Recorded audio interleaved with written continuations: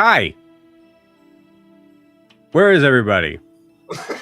It's just me and Jack tonight. We're gonna fuck it up. I mean, we're gonna do That's this. I forgot we were streaming. My bad. You forgot we were streaming. How did you do that? We've been doing this for 2.5 years, man. Yeah, all right, cool. All right, there's Kay. Kay, welcome back. Okay, Kay. All right, Kay, we're gonna do the intro now. Okay. Bye, Kay. See you later. Okay. All right, so it's just me and Jack. Let's go. Cool. All right. Hey, everybody. Welcome to It's a Long Story, place where we roll.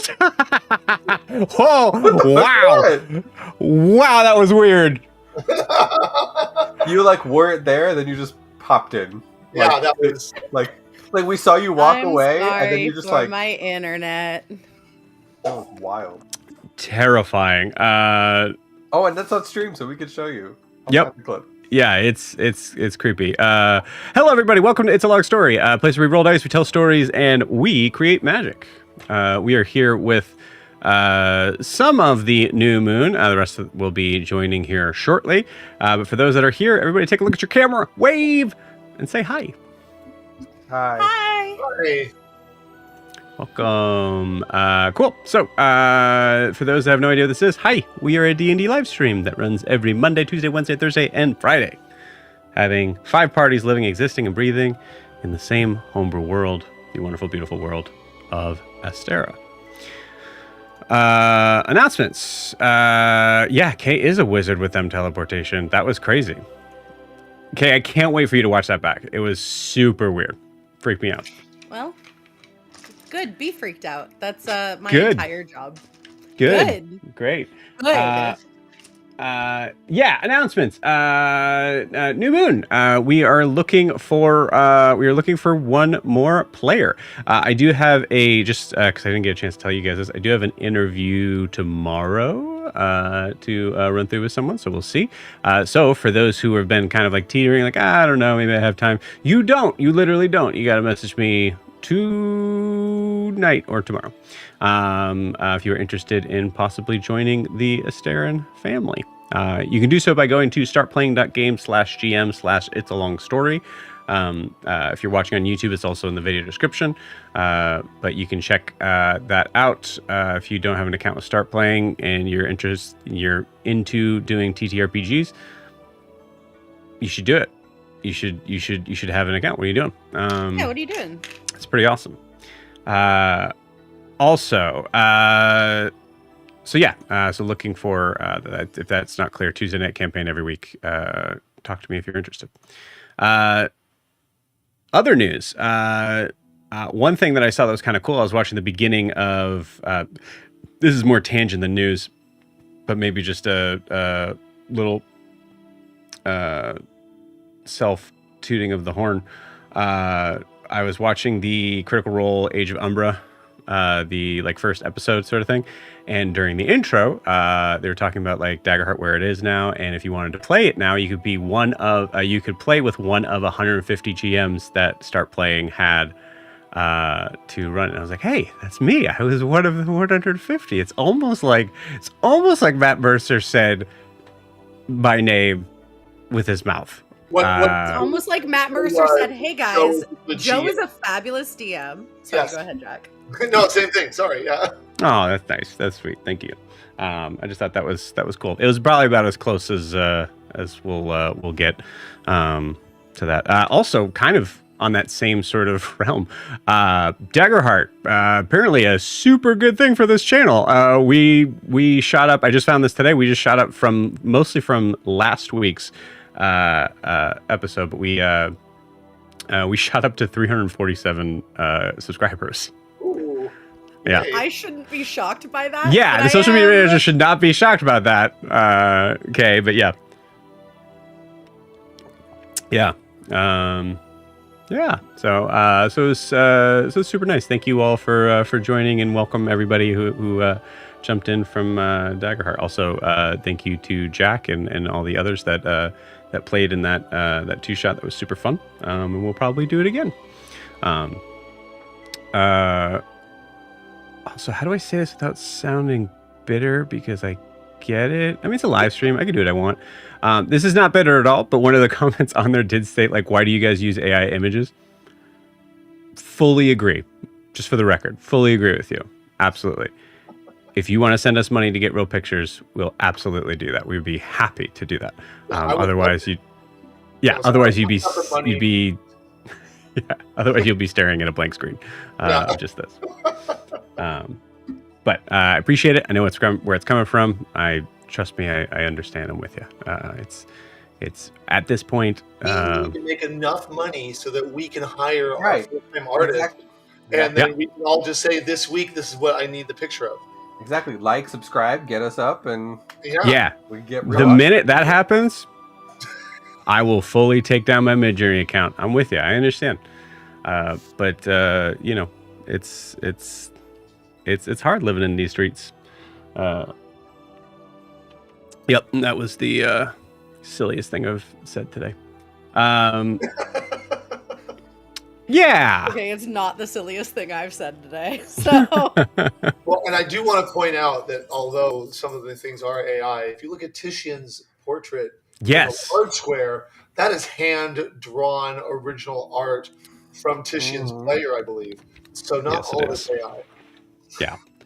Yeah. Prisha's first profile photo was drawn by my partner. See? We have an Ianthe. And Yes, most of Brian's artwork is drawn, so yeah. So we absolutely appreciate artists of all kinds as well. I don't think that needs to be said. Wallet would definitely disagree with all of that. So I money on as someone who is in the Astera Discord, the sheer amount of commissions that like the players are like, hi, is amazing. Yeah, I would not be surprised if the Asterian people single-handedly support one of those. They do actually. Artist. I think 2 or 3 of them are in like the top 1-2 artists on that person's page. Subscribers, 100%. That's awesome. So yeah, just a friendly reminder of the reality of fully understand, fully with you, fully get it. We make no money doing this at all for you to see in this, so that's the thing. I think that is it for announcements and tangents. There's Matt. Hello. Oh wow. Okay. Yeah. We got a dancing Matt. I like it. It's good. It's good. It's me. It's actually like it's just it's a full like oh gosh, what's the movie? It's just a GIF. Like Matt just sent a GIF that's gonna play over and over again. Oh my god. No. See, that's actually the most offensive thing that you've ever said is GIF versus GIF. Yeah, I do hate that. Hate it. Yeah. I do hate that. I was talking about the peanut butter. Anyways, I hope that's the right tag. Hannah, it's your fault if it's not. But yeah, Draw Maddie's is that's a very perfect. So if you were interested, I love what they've made.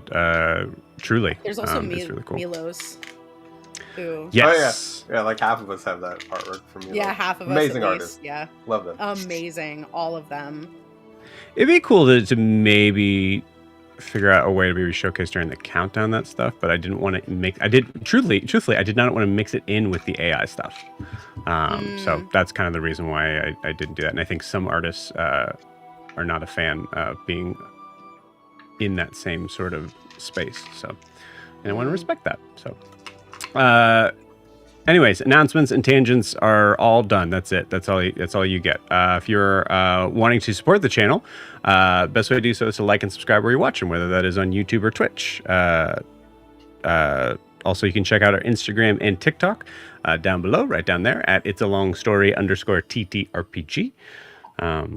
And lastly is the live stream. So if anyone other than Hannah wants to say hi, not that we don't love you, Hannah, you can feel free to do so.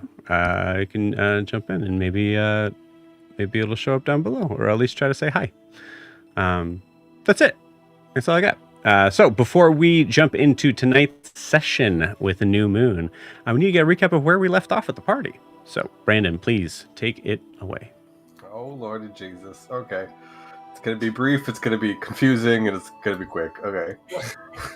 Look, if I had no. This close. No. Close. Hey, Brandon. I said if I had a nickel. You can't set yourself up like that. That's not no. That's what we call a self-serve. You know what else? Can't do that. I'm not above a self-serve. Let's go. Those went out in like the 90s. Gas station joke. Anyways, go ahead. All right. So yeah, you get it. So we came back into the game as Tishy and Nadim were getting into an elevator ride to get to the top of the tower to see Nazir. I honestly don't remember what they argued about, but they did.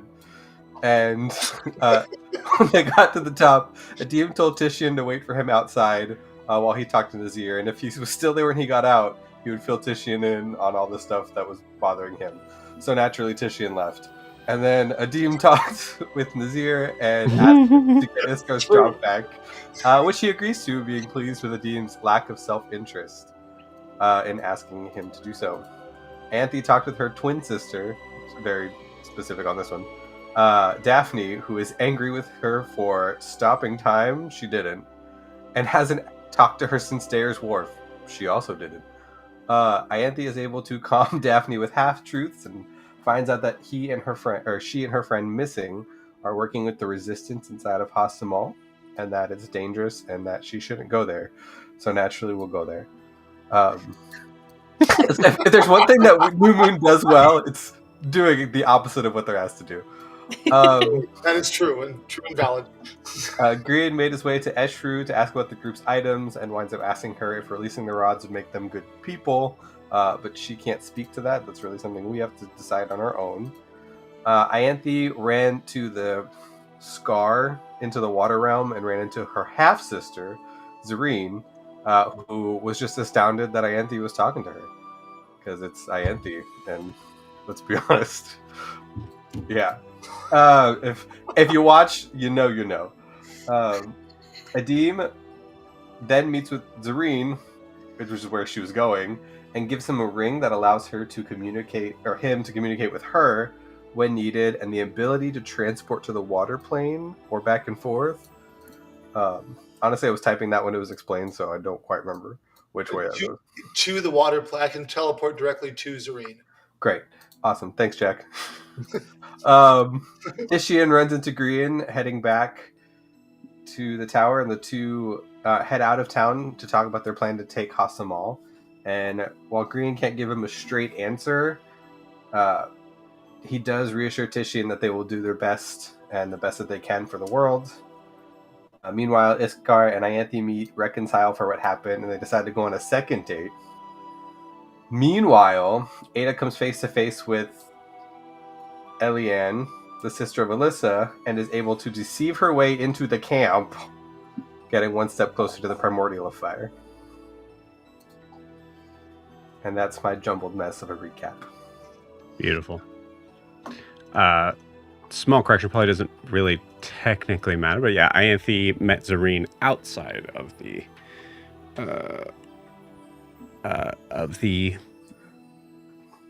portal to the drowned kingdom. So, drowned kingdom. But they are Zareen and Adim are in there now. Ianthe and Iskar are having their second date above the clouds. And we have Tishin and Grian and Orzai coming back from a dog park date.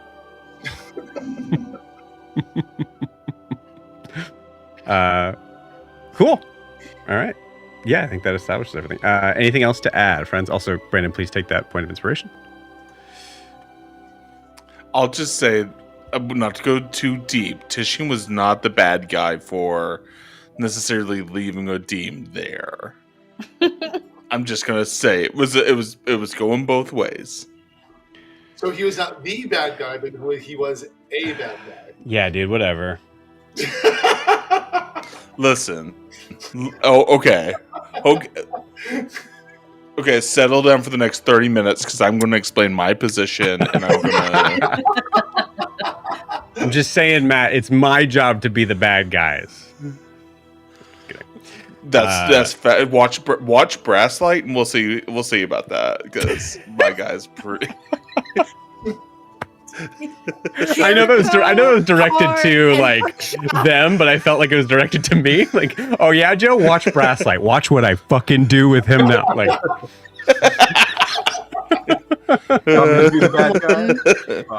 Day one of Kay specifically asking for a Jericho, Carr, and Prisha spinoff. yeah, yep. Not day one. This is like day 7, isn't it? This might have been an ask for like 2 weeks already. Multiple characters, yes. Put it on my tab. All right. I don't know. Do you guys want to play some D&D? I guess. No, I want Matt to continue arguing about how he's the bad guy. All right, Matt. You got another 1 minute spot. Go ahead. Okay, so it's not about. I'm not bad. I'm just got different motivations. The idea is that really, I was just trying to open up to a friend who was closed off. Why Okay, is Matt yelling? Is Matt yelling to anybody else? No, he's I'm not yelling. I'm passionate expressing my about- point loudly and directly. Okay, Protest too much. I'm being forceful but fair. I had a nickel. Because all right, that works, Brendan. All right, If I also had a nickel. clear. We just lost 47 subscribers that we got just from that. We lost 48 now. No. If they're going to leave because of that, we don't want them anyways. Yeah, that's a good point. That's Yeah, fuck you. Boy, that's an interesting marketing tactic. The new fucking Daggerheart subscribers are like, man, Yeah. this guy's a jerk. This guy's a jerk in his normal campaigns. Crazy. I saw that Daggerheart, like that first stream got up to like 3,000. Let's poison this well now. Let's do it now. You know, it's just I'm just not comfortable with the amount of fame that the 47 subscribers. It's a joke, and then it's just digging into a different hole, and I'm kidding, and I love you all, and whatever. Let's play some D&D. Cool. Wait, hold on. What?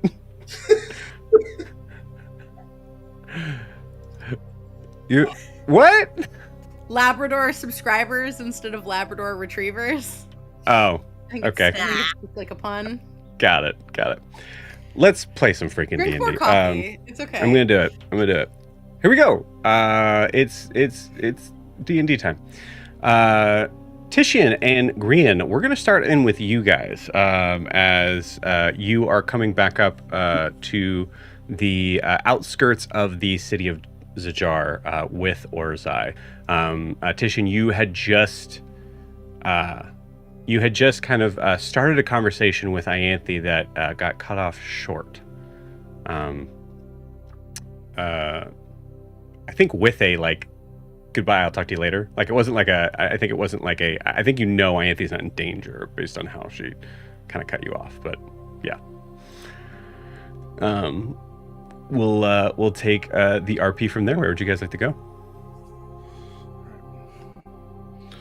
I imagine us going back to the room, the central location, unless Sure. Brandon has other ideas. No, my game plan was probably totally to take a nap. Okay. Um, Well, yeah. Roll for nap. I know. Roll for nap. Is this Roll a for good nap? It's a bad nap. Okay. No. right. I think as we're going up to the tower. Oh, go ahead, Matt. I was gonna suggest a conversation as we go up. There but is if you no. have something- Okay, hold on. Time out. No, I got it. Like, No. I'm like, okay, cool. This is a moment like players could do. You know, players. There's nothing crazier than me giving you the spotlight and going, yeah, Grian takes a nap. I burned both of my Grian is spell like, slots. oh, spotlight? Sure. No. Sure. Yeah. I burned both of my spell slots to get a message to Ada, who gave us the middle finger, and now I need to have my spell slots back for when we get dragged into a fight. So, and if it happens today, Fair. I'm gonna need that back. Okay. God. So we right. cut to like a solid 30 seconds of Titian just kind of just sitting at the other end of the room while Grian's taking a nap. Just doing a Sudoku or something. Jesus. All right. We can bypass the nap. They're both sitting on the later. same couch, but Grian's feet are on Titian's lap. and- Yes. Yeah. I love that. That's what I want our new countdown to be. All right. Anyways. Yeah. Hey, if we have any artists that want to draw that, Yeah. Actually, honestly, that would be Oh my awesome. God. Okay. Okay. So, what the fuck is up with Ianthe lately? For real? Like, did you hear her? Okay. Did you? She is straight up blown up our spot. You know that, right? I told you this like 4 times by now, but why would she bring missing into this? Into the war on Hasamal. Yes, into what we're doing here with the Genasi, and also why is she? What is she doing with Iskar all the time? She's just off by herself. Like, I get that she's like, I don't know, but I'm just like, is now the time to start dating and romance? Aren't we kind of like, I don't know, trying to save the world / what is going on? I don't understand what is happening right now. I mean, how much of the information do we know about the conversation with Daphne and Ianthe? Like, all of it?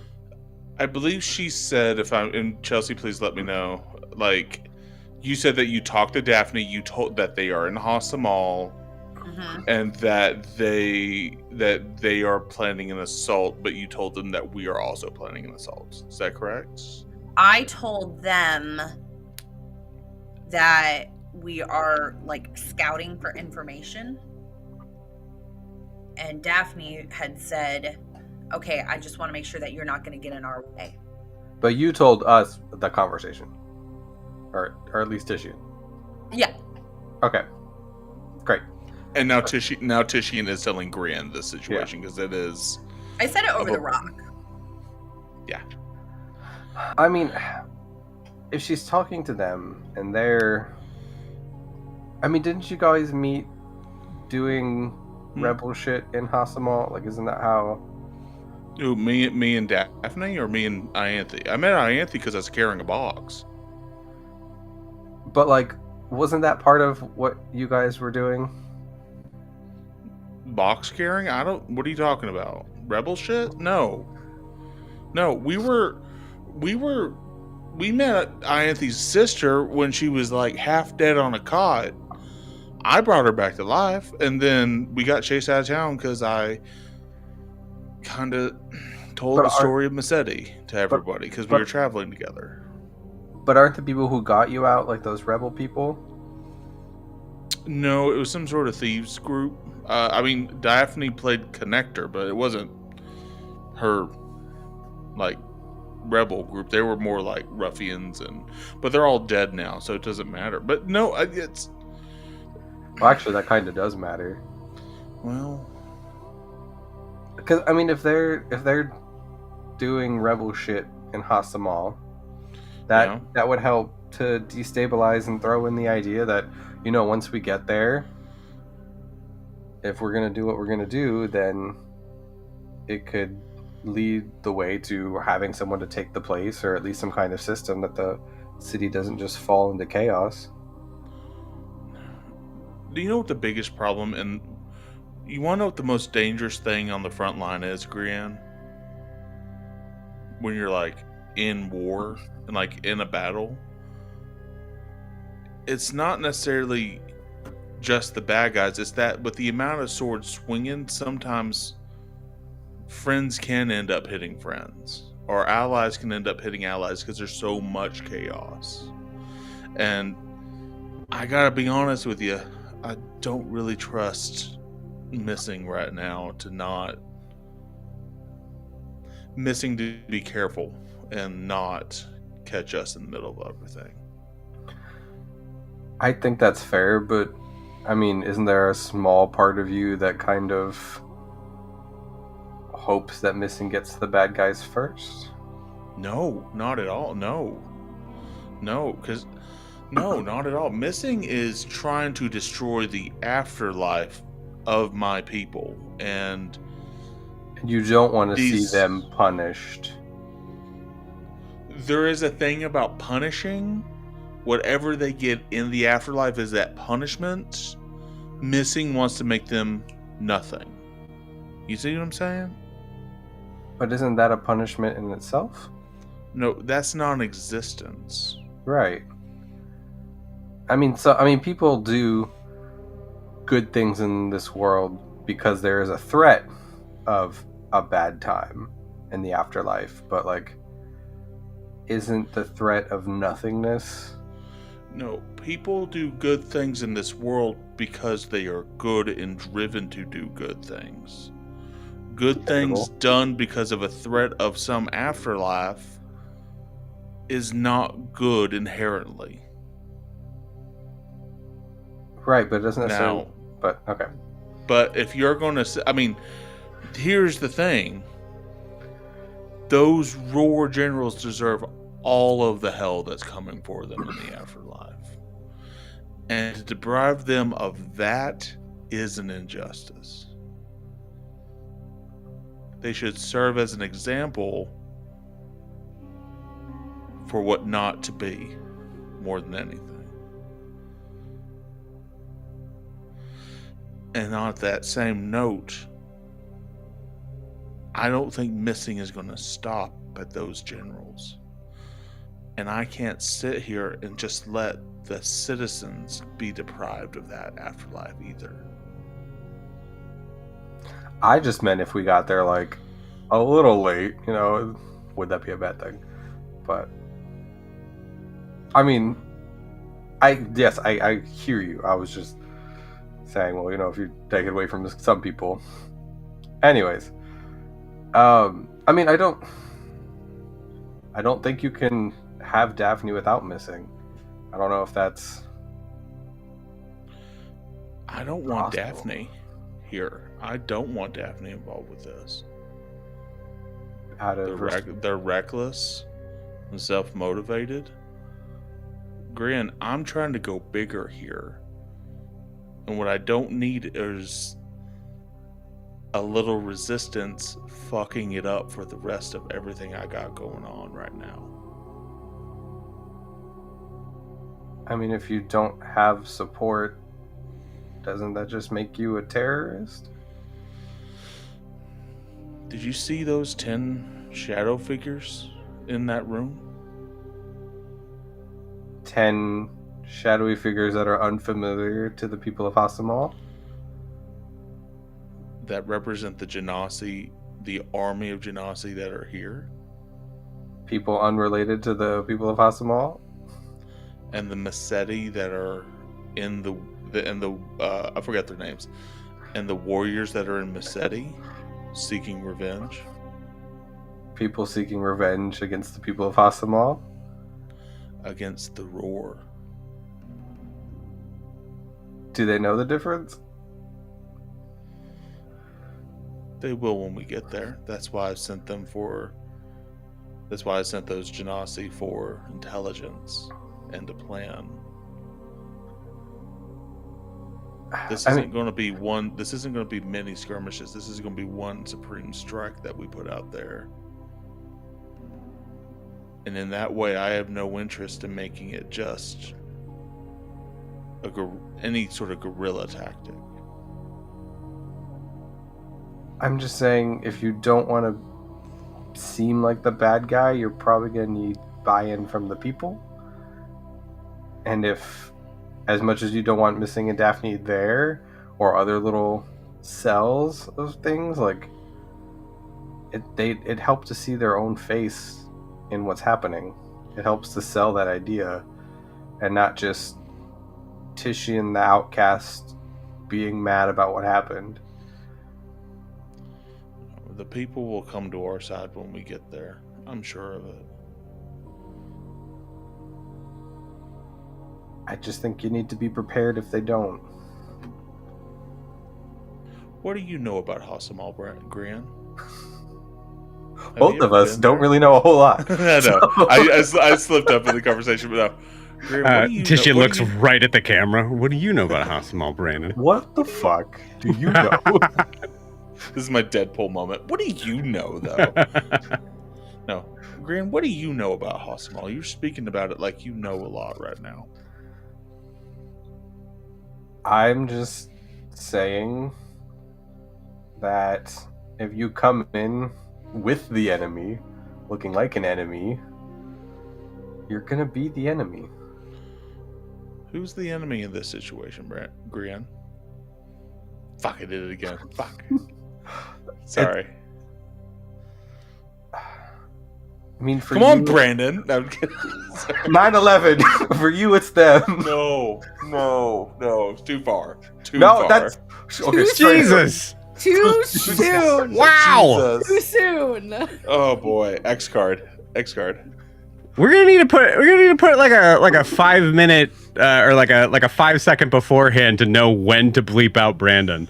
Oh my god. We need trigger warnings on New Moon, guys. Okay, let's pretend that Brandon did not just say that, and continue. All right. Okay, we're gonna back that up. I'm just. What do you know about Hasamal, Gran? I'm trying to back us up. I'm trying to get us there. I love this so Why much. are we censoring gay people during Pride Month, guys? Homophobic. What? No, that's not what? That's not, okay. I just was laughing because Matt just said, "What do you know about Green?" For a second, I was like, my Not head enough, went to, apparently. "What do you know about Jesus. Green and Hasamal?" Nothing. We don't know anything about each other. What do you know about Brandon Green? I blame you for this, Joe, more than anything, because you're the one that just was like NRP, and now we're RPing, and I'm making choices. Damn it! Listen, man. I took my medication today. Okay, I'm questioning if it was all of it, but I took it. Okay. All right. Green, what Take do a you know deep about breath, and we're gonna dive back in. Okay. Argument go. I don't know a whole lot about Hasamal. I've never been there. I know the stories. that people Green, say. roll me a history check, actually. I've never been there. Cool, I got a... Whatever my history is, probably +1, let's be honest. +1, a 9. 9. Okay, cool. I think 9 is. I like that. I will say, like in the design around the context of this this check, it's a failure. But in that, Green, you know from your time in Dare's Wharf that Hasamal and the Roar are both terms that are used pretty synonymously with each other outside of Hasamal. I mean, I don't know much about Hasamal, but when people talk about it outside of Hasamal, the Roar is pretty much the city. I don't know if the people feel the same way. Titian, you know absolutely that's not true. Well, I appreciate you sharing your outside perspective on the situation, Gran. But I can tell you, as someone who lived there, grew up there, was a part of the military, and then not a part of it, that we for sure do not consider ourselves as the Roar. They are two completely separate entities. And as a matter of fact, I think most people out in Hasamal would like to be very much separate from the Roar in many other people's eyes. So then, again, having their support and having that wave of support would go much better for us in the long run than just showing up and fucking things up and leaving. We're not talking about showing up and fucking things up. Nasir has already started the game plan of launching and gathering intel and making this an intelligent operation. This is not going to be just a scattered shot. This is going to be precision. And then once we get to that point, then we'll decide what to do. But the first things first is we have to cut out the infection before we can start the hill. And I'm just saying, if you don't want to be seen as an enemy of the people, regardless of where you come from, you're gonna need help. And you think Daphne and missing, or is that help? They might have. You think hold on. You think the rebel leader? You think the changeling assassin, the person who I saw decapitate someone in a bar fight, is the person that's going to be beloved by the people? I think that they might have. Grian? I think they might have connections to people within the city. It's citizens who want the same thing you want.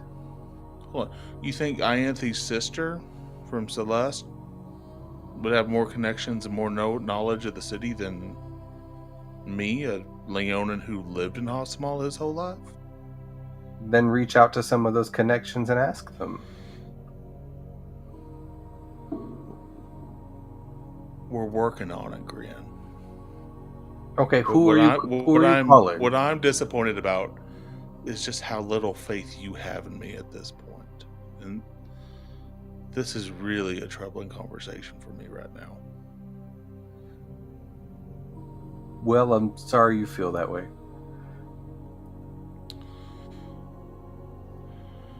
Grian, are you... I don't think I've ever actually asked you this. I just assumed and I'm sorry.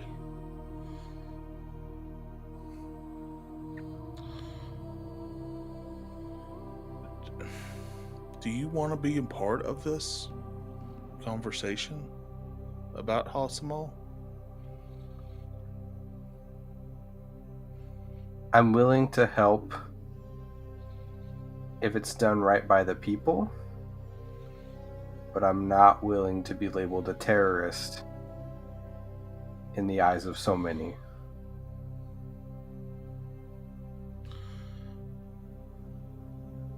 And if it's the Roar that's labeling you the terrorist, does that change your opinion? Then I would hope that there are people that don't believe that's true. That's more than just the 6 of us. 5 of us, I can't count. 4 of us? I don't know where we are at this point.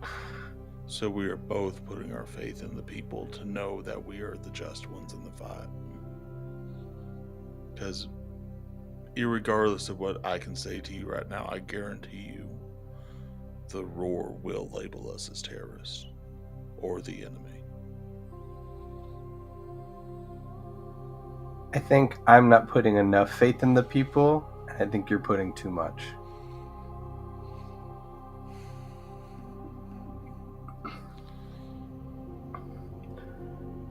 But like I said, I don't know much about Hasamal.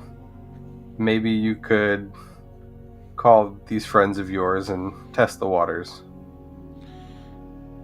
Right now, the friends I have there are the ones that Nasir has put in place. And we'll see how that turns out.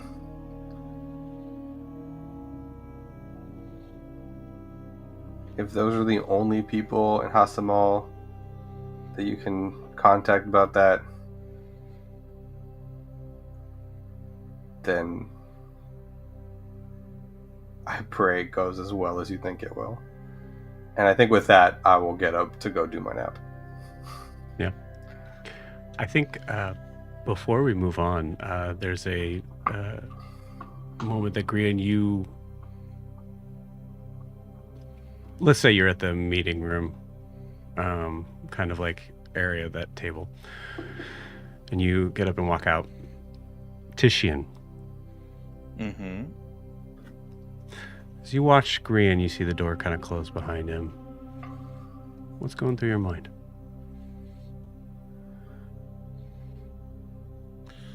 I feel like I've already lost a deep connection to Adim last session, and I feel like I just lost it to Grian as well. And I'm now beginning to question if I'm really have strong allies in this party. Is there any part of Tishian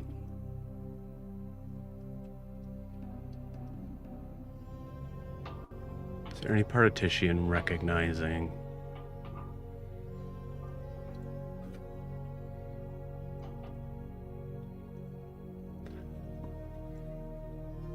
would you say that Tishian is recognizing the complication of a venture like this, or would you say that Tishian's mind is pretty set?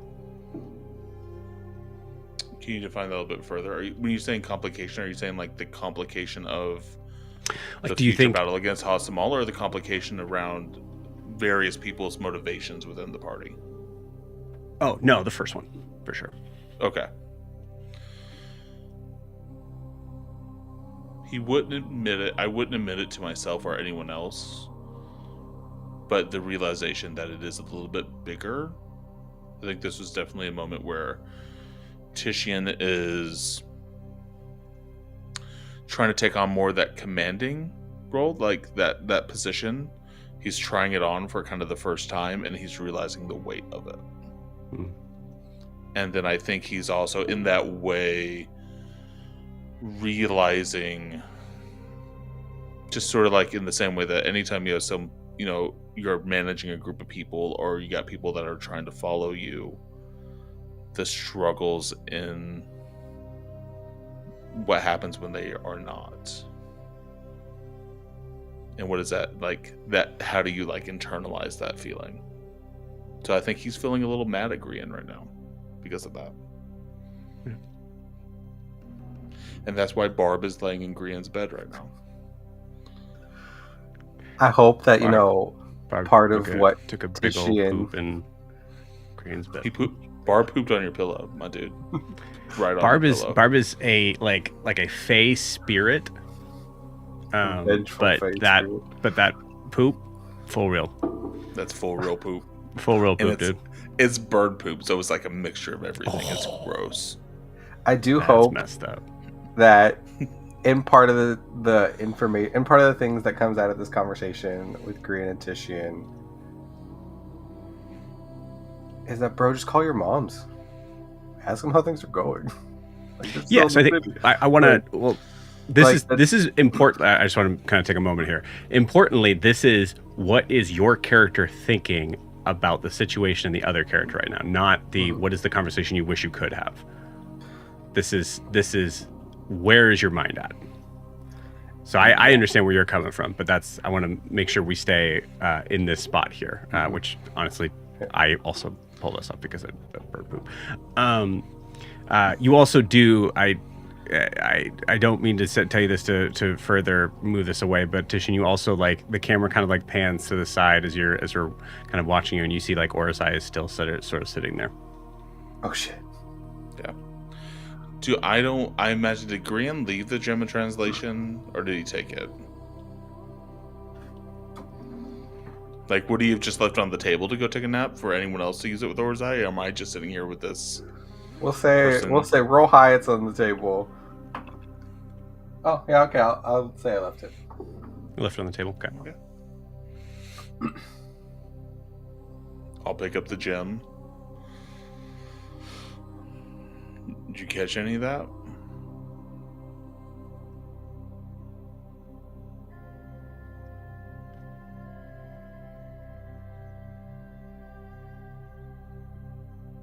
Words? No.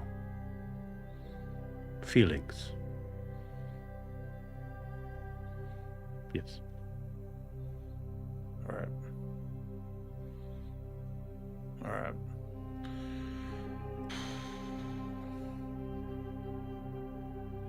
Well,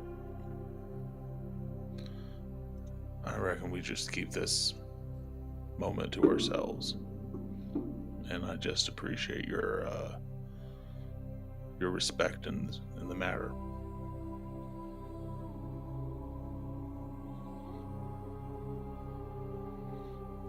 Motions to the bed in the corner of the room.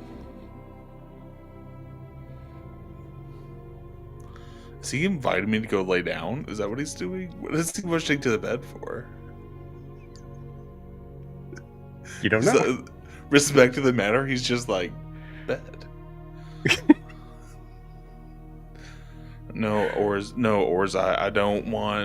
don't want that right now. Okay. No. All right. Do you need Food? sustenance? Oh, food? Food. Yeah. Yeah, I could use some food. Can you go get some, or?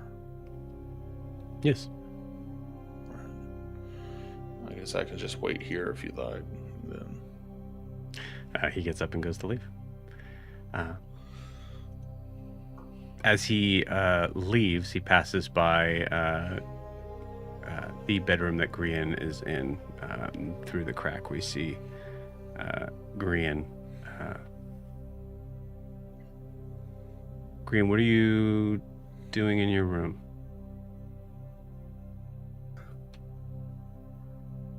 I think he's just trying to take that nap. I think it's not as easy as it was when he walked in. I kept it to myself. Yeah, I think he's just laying there, like, on his side. I'm just laying there on my side, just when you're tired but you can't sleep because now that your mind is like active, like you scroll on TikTok accidentally before you crawl to the bed, and now you're just.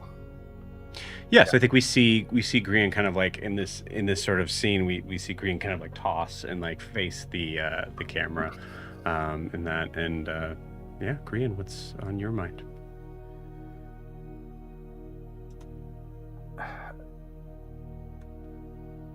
I understand Tishian's plight, and I know what he's trying to do, and I know the full-hearted belief in it being a good idea, and I believe it too. I think that if Hasamal has truly been this force of great pain, and not to use the term evil, but for not just the people of the city, but others in North Imea, that, fully accept the idea that they need to be knocked down a peg or they need to go. But not just going in and fucking shit up. Not being like Tall, who's coming in and just like no one knows who he is, or some people do, and it's just throwing the world out of balance. Like the idea of having people speak for you and to speak on those ideas, and knowing that the people will be okay when shit gets fucked up, is a bigger concern than just fucking shit up. What is Grian afraid of that's going to happen if Tishian gets his way?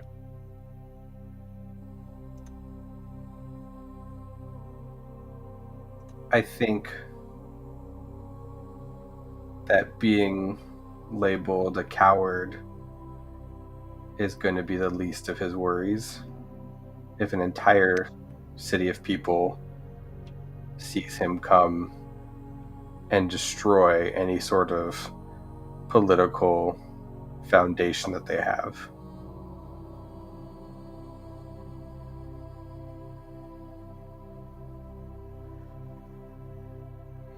point of order, I just want to share I was labeled a traitor, not a coward.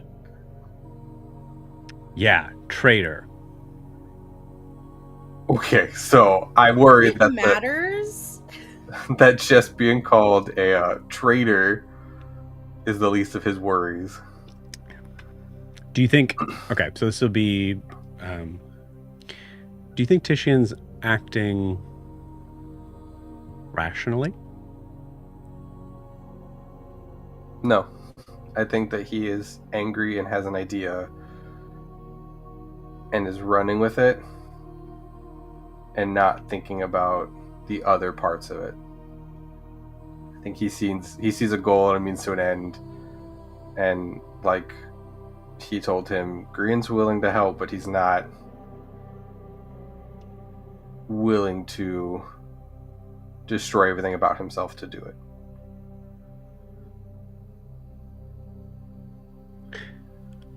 Last session, we focused with Grian on the concept in question of if I do A, am I a bad person?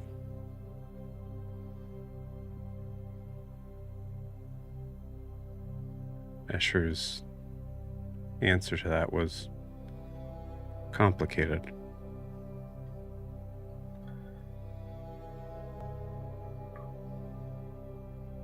Do you believe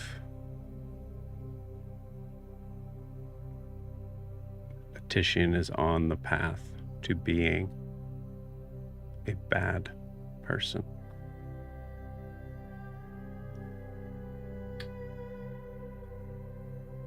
I think good people can make bad decisions. And I don't know if Grian would ever see him as a bad person. But I worry that the people he cares about would. And I worry that would destroy him.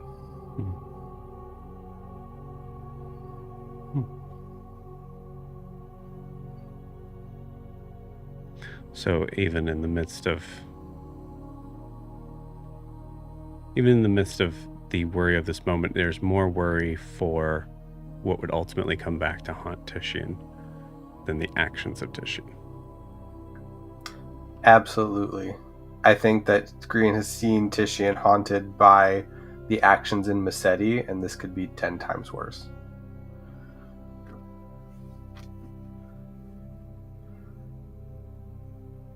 Interesting. Yeah. Which is I think ultimately a similar situation where you come in and kill a lot of their warriors and leave the people defenseless and trying to figure out a new way.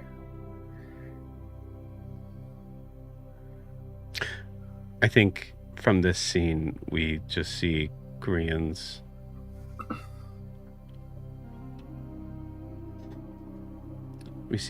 eyes just open, staring up at the ceiling. And as we kind of zoom in to those eyes, as the sort of a yellow iris kind of pushes through, we move to somewhere else. Nadim. Duh. Sorry. Wrong language. La.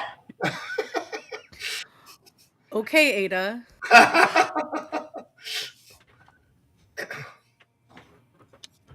You see it once again. I think it's either the third or the fourth time, but I think for Adim, there's still a level of Fourth, you're right. Doesn't matter. There's still a level of awe in the exuberance of this place. 100%. Serene kind of sees that on your face and just kind of allows a moment before continuing on, letting you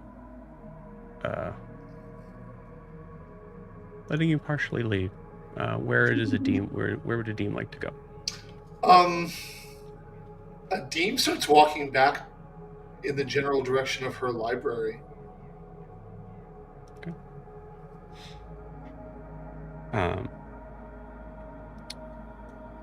Give me a perception check. Aye, Captain. 8. It's a real pretty city here. Yeah. I think we'll kind of like we'll carry that over to the idea of like you're having to kind of focus on the direction a little bit more, and the 8 is enough to recognize that there are less people in this courtyard, a lot less actually. Oh, than there were before. Mm-hmm. Just like, where'd everyone go? Is it nighttime here? No, there's a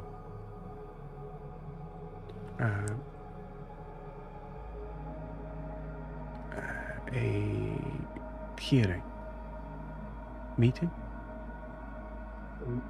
Meeting about what?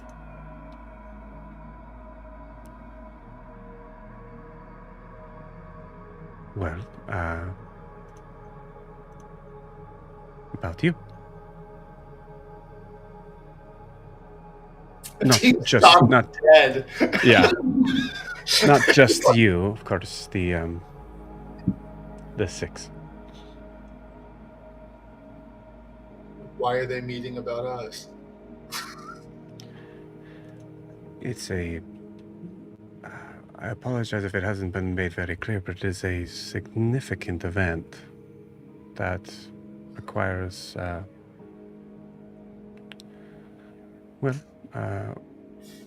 requires some readiness for the courts.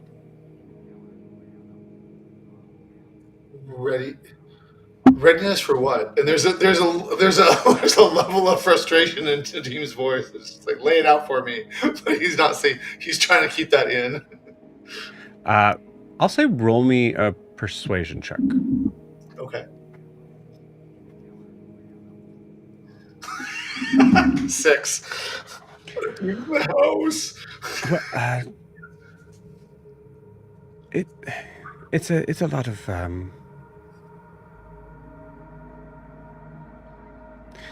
there are some things that are somewhat up in the air, and just making sure that the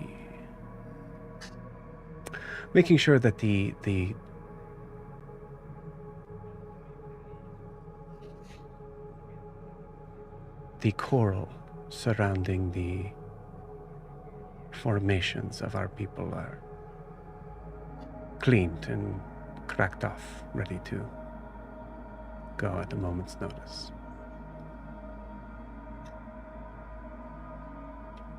She has 100% lost a Dean. So he goes, is Ashar part of that meeting? Oh, yes. Okay, good. He won't bother us. And I continue walking to her library.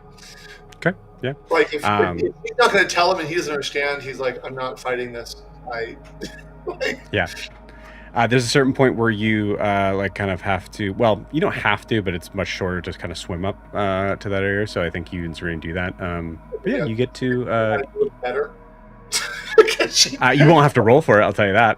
Okay. So yeah, I'm like, can you show me how to do this? When she starts, I'm like, last time I tried this with it didn't work out really well. Could you teach me how to do this right? Because it was a little bit weird. It wasn't like regular swimming. Right. Do you remember who taught you how to swim? I was born underwater. I've always known how to swim. And she kind of like moves up ahead. Okay, I just try to will myself. I just try to. Yeah. I think Adim, you kind of get that in translation of like. You already know. It's kind of like riding a bike in a way of like, you can be told the generalization of it, but you really got to do it for yourself, like to get it. Yeah. Like I said, you're not having to necessarily roll for it. Okay. Hopefully I'll get better.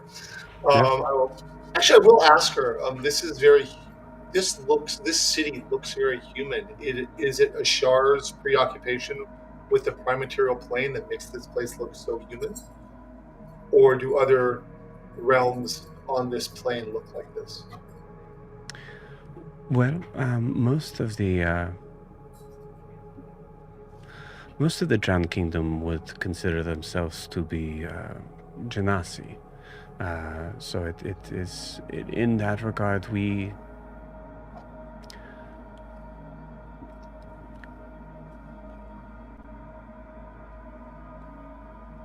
I don't mean to be rude about it, but I think in reality you look more like us. I meant the building. Yes. I didn't mean you. I meant the buildings.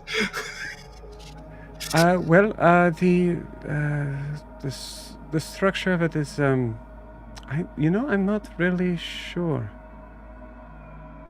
It's been here for a very long time and has been very carefully maintained. As you can imagine, well, as you probably know, most structures underwater require a lot of upkeep. Yes. And the water here seems different. Is this the water that's always the elemental plane of water? Or is this some fascination of the way it is because of the Drowned Kingdom? Like, if my friends came here, would they drown or would they breathe?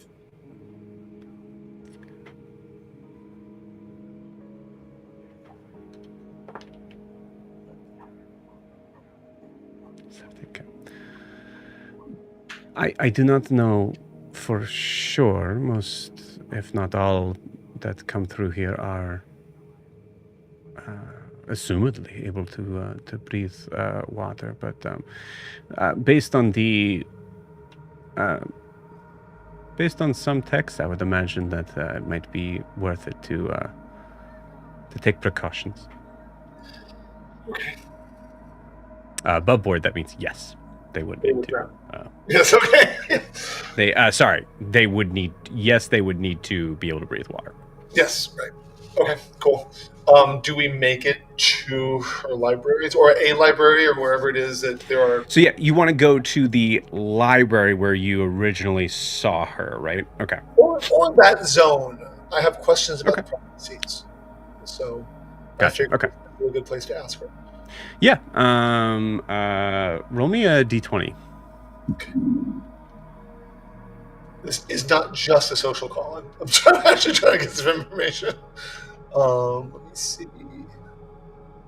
Nat 20. Okay. I don't know if that matters since it was just a roll and not like an ability roll, but I rolled a 20. I think in regards to the situation, what would be the most beneficial is that it is you come to an area that has a locked door, but if you're explaining to Zareen you want to go into the library, she says, oh, okay. And I'll tell her I have questions about the prophecies. I'm not trying to. I mean, I'm going to ask her. It's not a secret. Then you have you've asked the right person. And she kind of waves her hand, and you see the door kind of just open,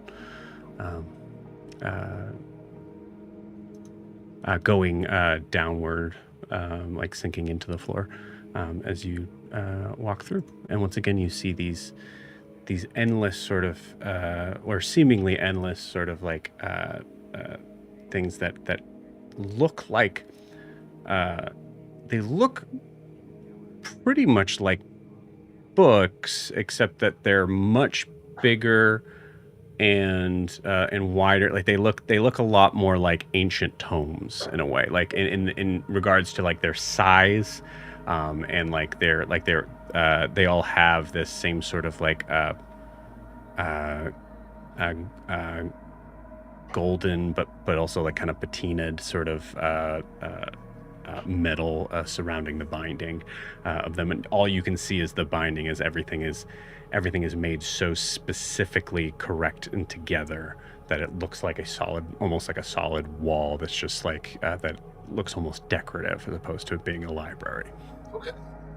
Are there places to sit, or is there a table? Like, is there someplace just like I don't want to mess with the books per se. I'm not about to touch one of her books. Yeah, I'd say there are seats, but the seats are like relatively pretty close to the ground. That's fine. That's very Middle Eastern. So I'll since she's having me mostly lead where we're going, I'll sit down and hopefully she sits down with me because I don't necessarily need to have an open book yet. So you mentioned that we were in. I believe you just said the prophecy, or did you say the prophecies? Is there one, or are there more than one? Well, depends on.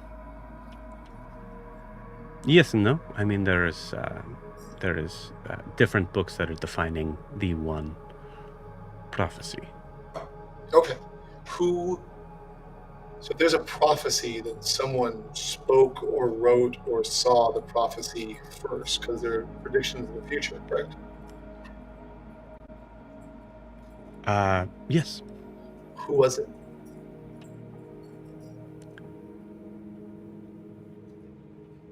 Sorry, Joe. I didn't. Warren doesn't ask that. So no, I have an answer, but it's kind of a complicated one. Okay. Well, no one really knows for sure because it's not. It was the author itself was not considered to be an important part of the writing. It is assumed that most of the physical sort of exertion of marking down this was done by simple genasi like you or me, but who was working through them is the kind of more important part, and in that way. Okay, so then who was working through this unknown genasi? There are, in our culture, there are many iterations of different gods that we believe are important to our culture. So in some ways it's hard to define all of them, but to name a few, so there would be well, technically Persona would be one. I've heard of her. Yeah, they're specifically kind of focused more on the they broke off to focus on the Triton race specifically, but you're familiar with the Tritons, correct? I grew up with them. There's a hint of exasperation in his voice. Yes, they're. You see her kind of give like a little bit of like a wry smile. Yes, their persona is. There's not a lot of specific books here that are clearly defined in persona, unless they're about Tritons, and they're some of the more dustier ones that we have. Let's just say that I was raised with them, but the one you thought was my good friend Zaris, I never really spoke to. So that's what I know. That can give you the hint of Tritons. Huh. And their relationship with you. Interesting. Okay. So there's Persona. But do we know which one of these entities spoke through and gave this prophecy to the... Well, many believe that actually it would be the goddess Ambali. Oh, actually, I think I spoke to her. I think, or maybe I don't know. Maybe that's who she said. Well, it seemed it was her. I don't know. She told me that our father was with her at the time. I don't know. I could have just been someone who's saying she was Umberly, but I've heard of Umberly. She is I won't say well. She is regarded by the sailors I worked with. Yes, the goddess of the sea. In the material plane. She is chaos incarnate, and in that way is very So difficult to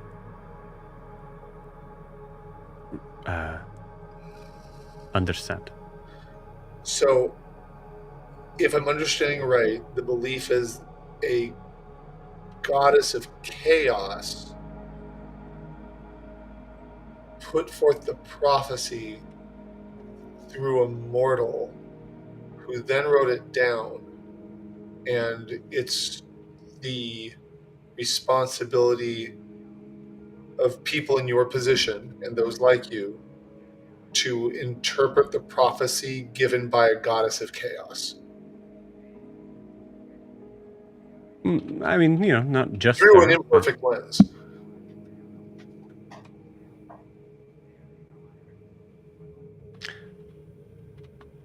I guess that is one way to look at it. As I said, there are many other sort of Istitia is another one that we serve.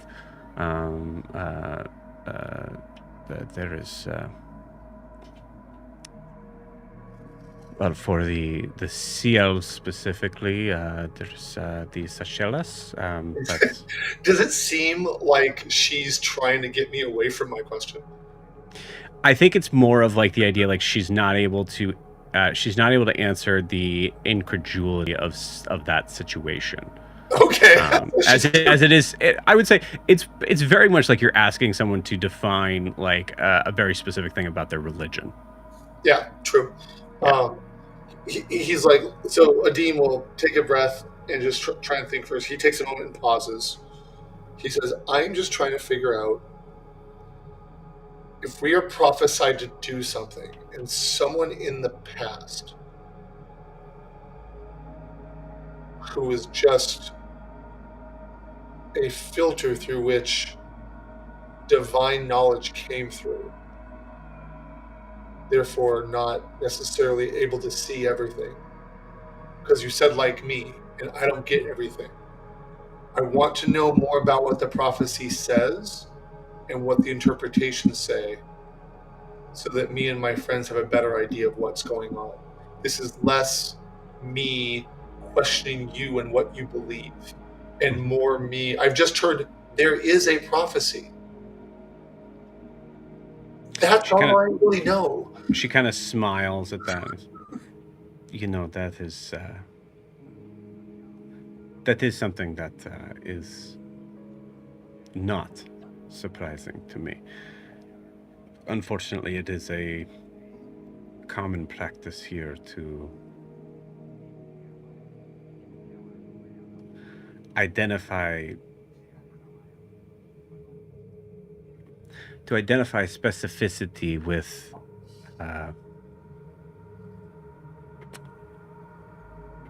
a surreal depiction of something. It allows, to be honest with you, it allows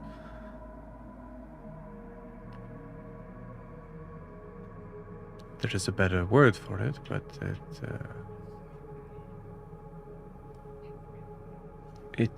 it instills trust.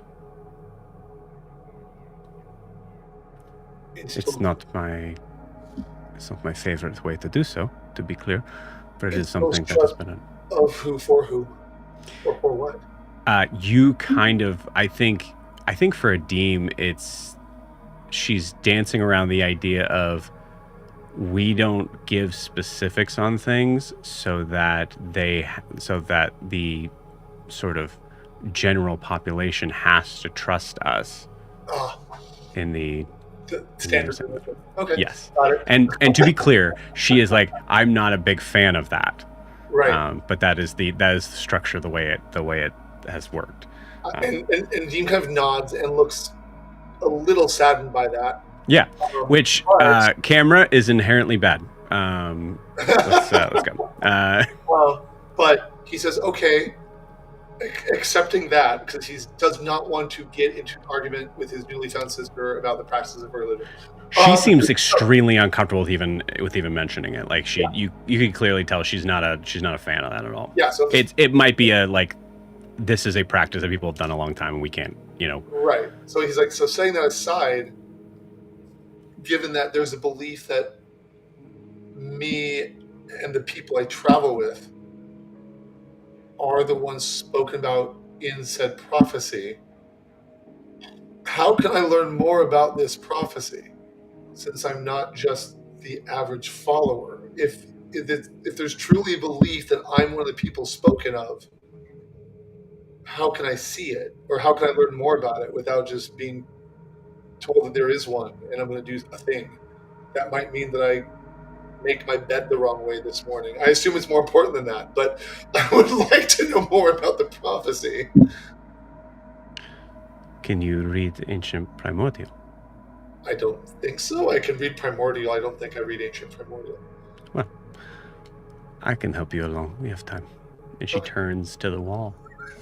And you see her pull out a extremely large volume that you see a practiced level of strength in this specific thing of this that as she sets it down in front of you, you can actually hear like a pretty like heavy thump, and this is like she's probably relatively strong, but it is also like specifically she knows exactly how to handle this thing from what may be underwater. It's really heavy. Yes, exactly. What like, and she's like handling it in what may be a lifetime of practice in that, Yeah. And she opens it up, and I will pause you there. Thank you. Yeah. Very cool.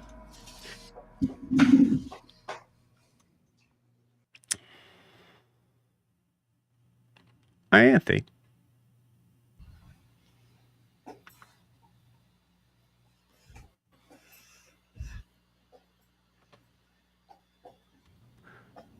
Yes. You and Iskar are standing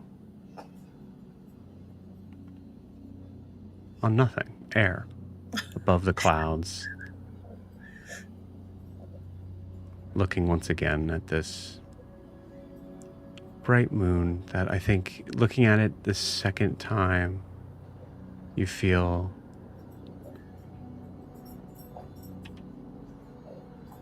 Anthony, roll me a... No, don't roll me anything. Does the moon look different to you tonight?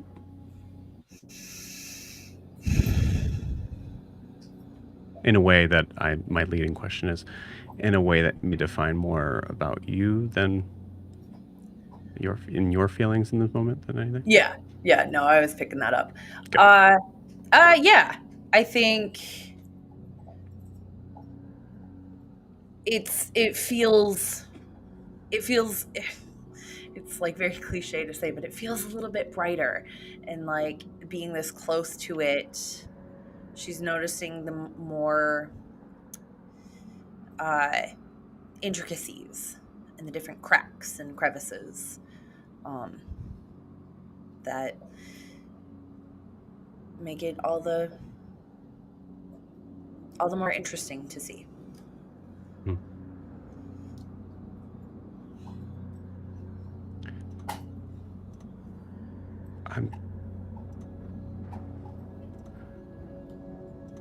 I'm hoping it's still as precious as it was the first night before we were cut off, but No, it's even better. I thought I knew what to expect, but getting a second look, it's like there's even more to see now.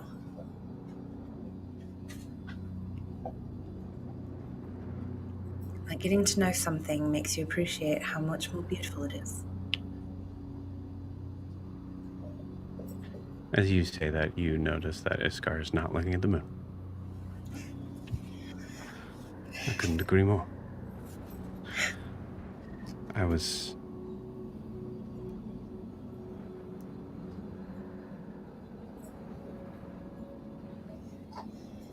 had a lot of feelings in wondering exactly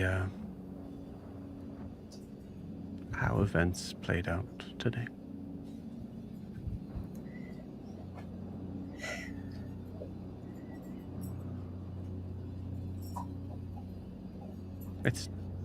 You don't need to. I assume it's all fine now, so there's no reason to dwell too long on it. It's just,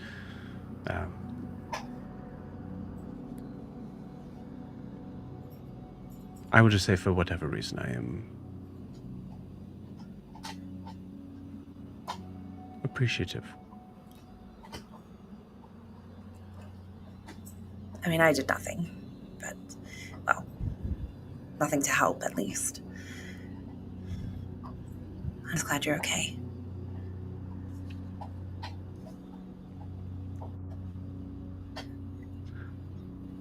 What, if I may ask, what exactly did you tell him about me? It seems so stupid now. Adim and I were arguing. And it came up that you were paying closer attention to me than the work that we are supposed to be doing.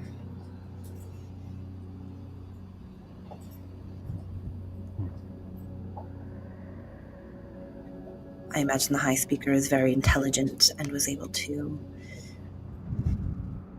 piece the rest of the puzzle together. I see. Well, I guess that is, I guess that is technically true. Perhaps. Maybe I've been monopolizing your time. Not at all. Like I said, technically, but I cannot think of. And please, I mean, it's don't make it weird. I mean, if there was something that I was not being helpful with, it'd be very useful for me to know.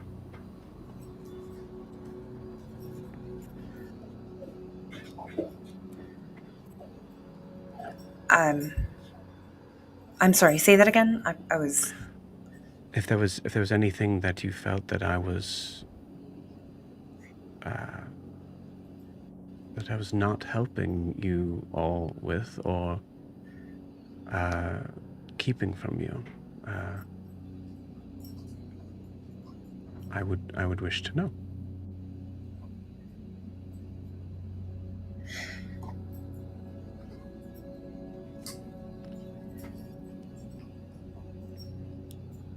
May I ask you something rather candidly? Off the record is what I've read it to be. Yes. I always thought that was interesting because the off the record had to have certain quotation marks around it, or else it was grammatically confusing.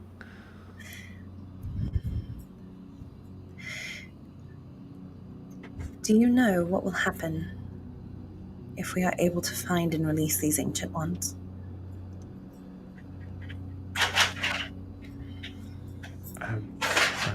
Of course. Order would be restored. There would be a new world that would be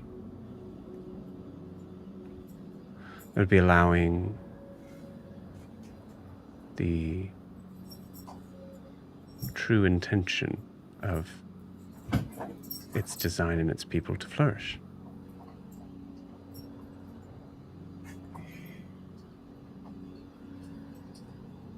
But a new world, what happens to the current world? The world where my mother and my sister, my friends. What happens to them?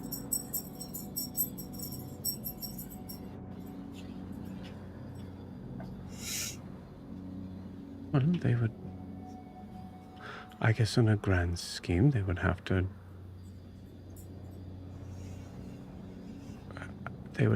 share some of the space, some of the change. They'd have to get used to a new understanding, a better one,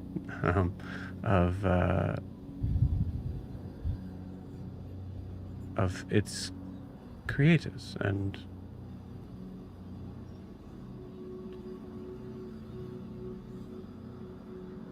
I don't think they would be punished, if that's what you're asking.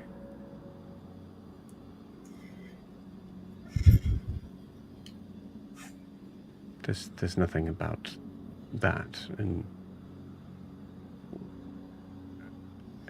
what I know about the prophecy.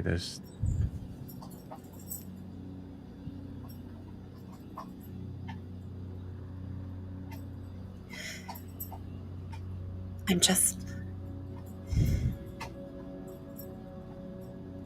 As much as I enjoy the idea of a new world, a better world, I can't help but fear for the ones who live in the world as it is now.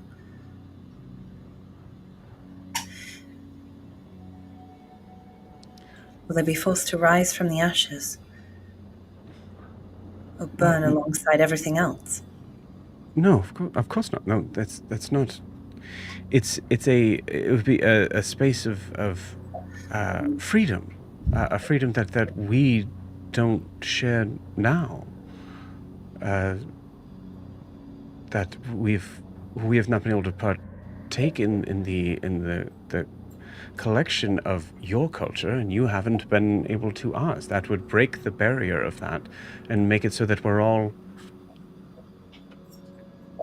able to see each other as we are and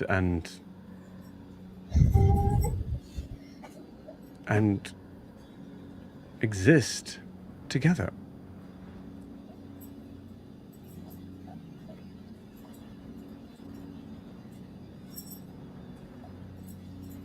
I like your vision of this world.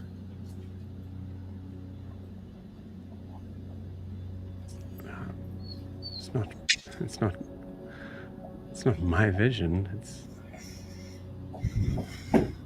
It's what will happen.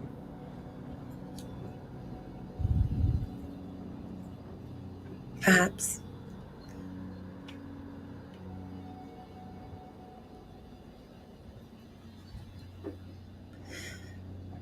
I can't help but feel that it's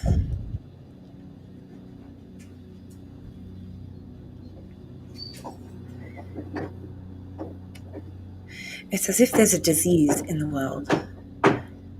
And this is a cure, but it turns out the cure is worse than the illness. And could condemn countless more to die. That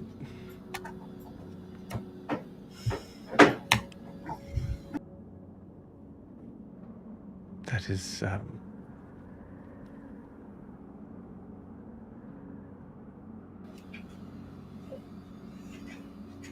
I don't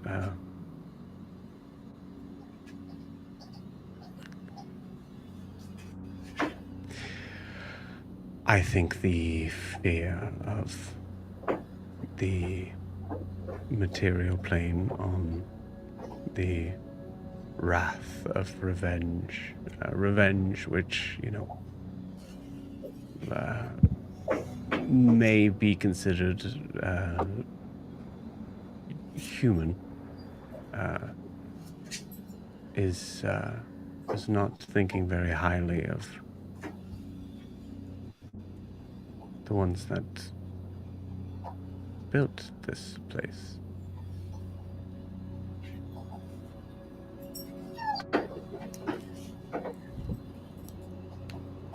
You may be right.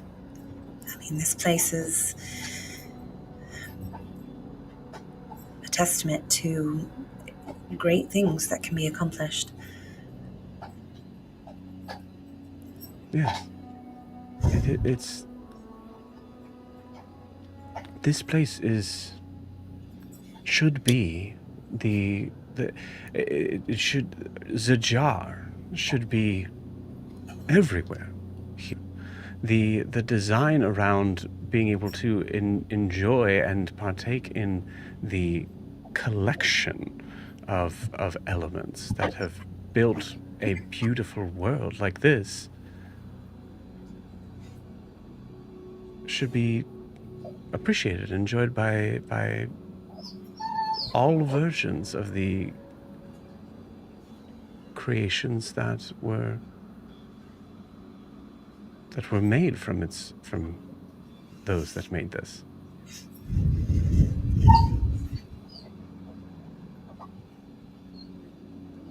But there's beauty in the world now.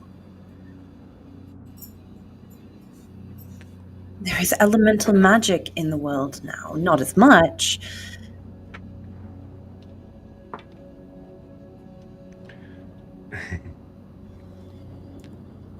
Yes, I understand. Perhaps this is...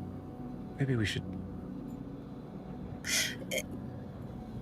We don't need to discuss any further. I guess I will just say this.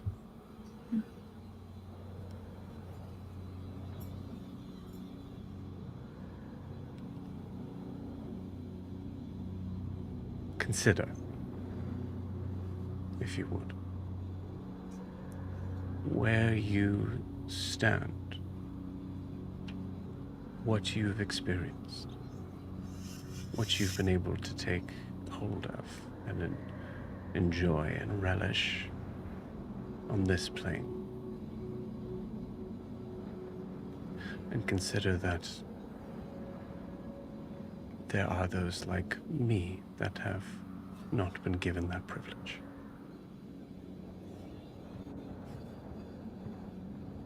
I would love to share my world with you. And this may be the way to do it.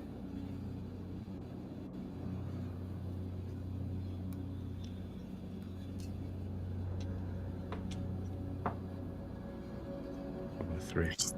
I need to know that there is going to be a world still standing. There. You said my world. Yes.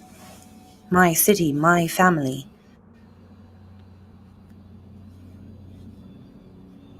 Right, but you don't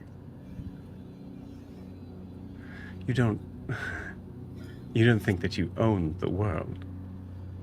No, of course not. I mean mine in the sense of it's part of me. You refer to my home.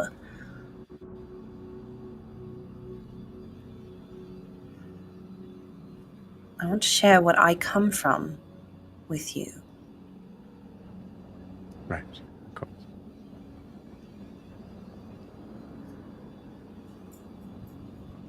Yes, I'm sorry. Yes. Translation issue. It happens.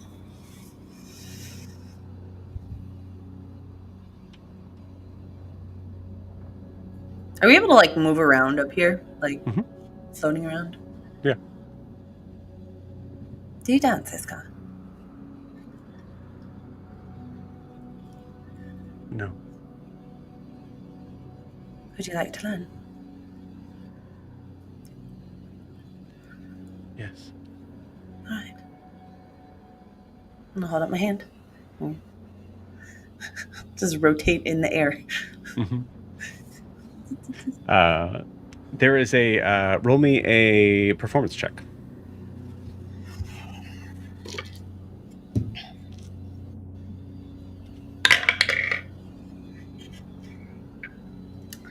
Yeah. It's a good roll. And I think I have a high performance. I sure do. 24. 24. Yeah. Yeah, I think with a 24 there's a moment of there's still like kind of like a brief second of like understanding that your like the gravity of your body kind of has to switch a little bit to be able to kind of recognize that, but using Iskar's like strength and being able to hold you up, you eventually get the hang of it, and you start teaching Iskar. 24, you said? 24. Okay. I rolled a 15 for Iskar, which I would say with your help is absolutely enough. As you both alone spend time dancing in the moonlight.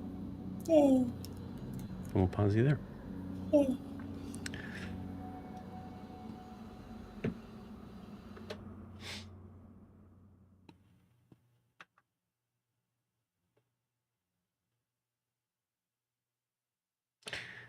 You know where we're going.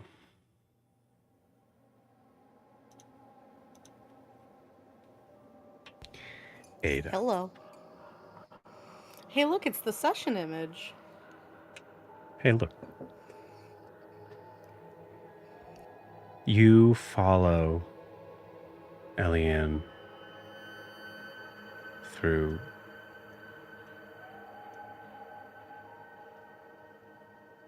heavy brush,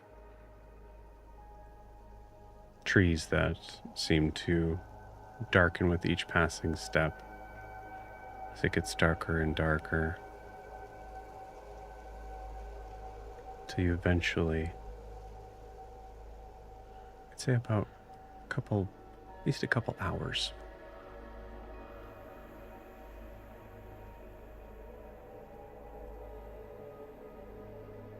yeah, 2 or 3 hours, you get to this clearing here.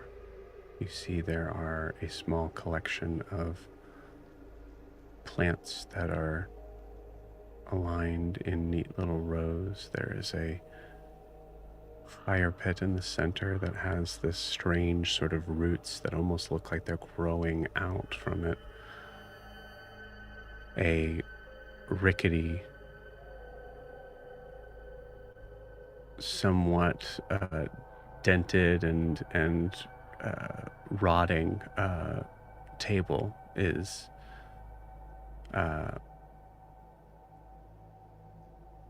close by, and you see there are 2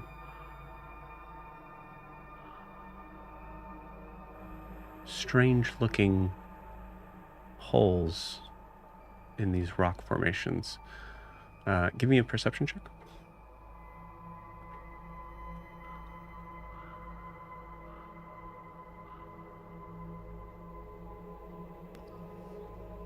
$12. 12. My passive is higher than that. What's your passive? Okay. 17. Okay. Yeah, you hear the crackling of the flames and recognize that this little homestead has a strange sort of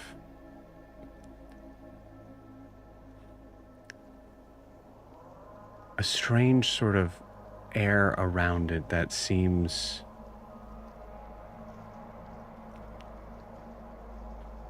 that doesn't seem like a connection to something, as well as it seems like a disconnect from everything.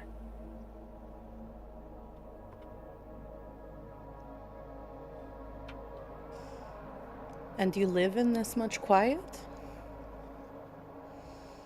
She asks Eliane. I imagine that there has been no conversation between you two.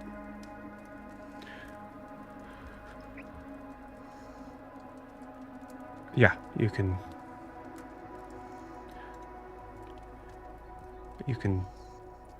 stay here for the night. Try not to make too much noise. We'll talk in the morning. All right, thank you. And I think Adah is going to set down her pack, unroll her bedroll, stay by the fire. You see Eliane kind of take a moment, kind of watching you, and like just seemingly kind of like still in the space that would say, Adah, your insight is high enough to recognize like she's still like confused by you, wondering if this was a right decision or not. I think. I'll be back. And you see her go into this right cave sort of formation. And you're alone, assumedly.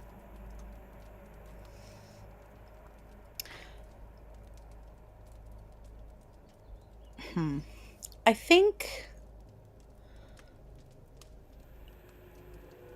Adah's gonna stand from her bedroll.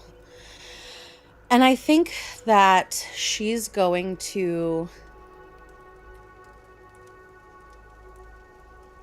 I think she wants to snoop.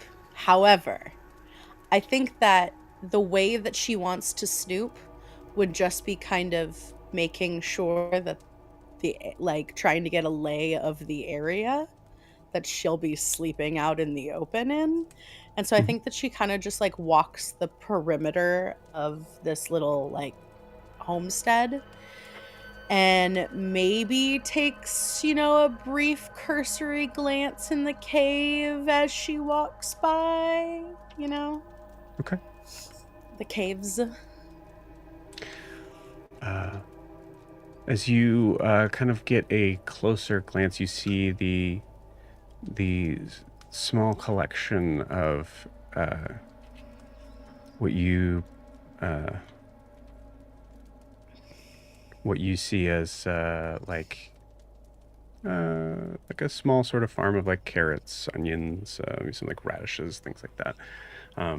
You also notice that there is there's a like a really like kind of long sort of spit with a that is not over the fire, but is built that looks to be somewhat new. The wood itself seemingly not as rotted as some of the other the other surrounding area.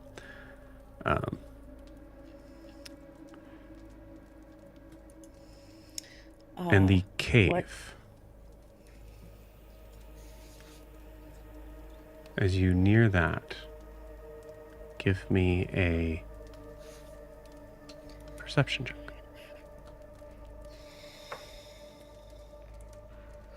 Whew, okay. 25. Okay. I'd like you to also give me a stealth check.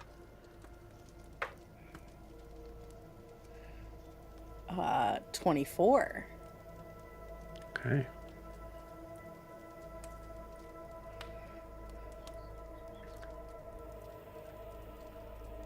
As you take a peek in,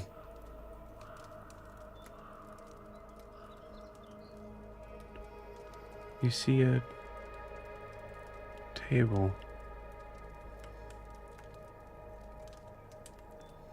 Strange assortment and collection of things.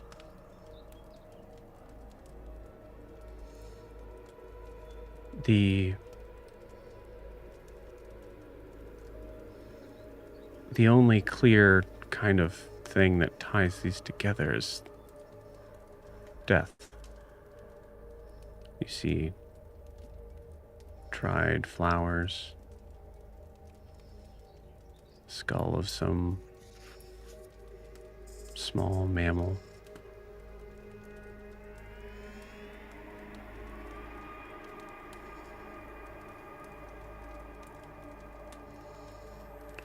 You see there's a jar with what looks to be some sort of beginnings of some strange kind of collection of mushrooms and fungi. And you hear the gentle sound. Someone in a very dark corner, sleeping softly.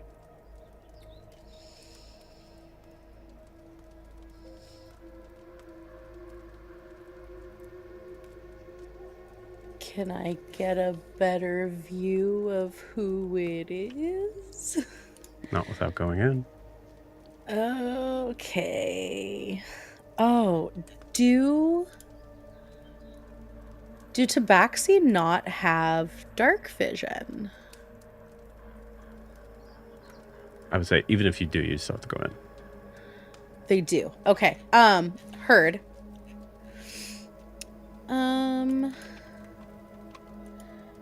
Yeah. I don't think that she's gonna go in. But I do think that as she passes this cave, she's gonna do so very quietly as to not wake that figure up. Okay.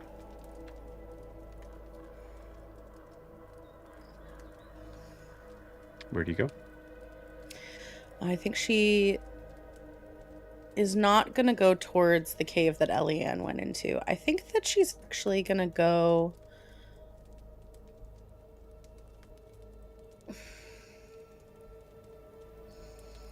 I think she's gonna go back toward the fire pit, and I think that she's kind of interested in how the, like, roots that are around it aren't getting burned. Because that seems weird. Roll me an Arcana check. 13.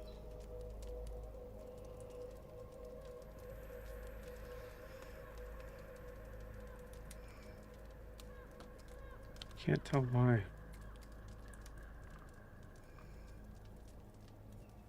Can't tell why, and you're not really sure. You haven't gotten any sort of confirmation that you're in the right place. You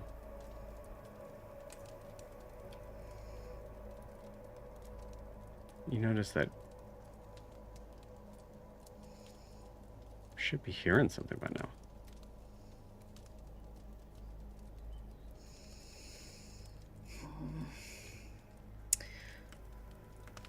I don't think she speaks aloud, but I think in her head she goes, "So is this it? Or..."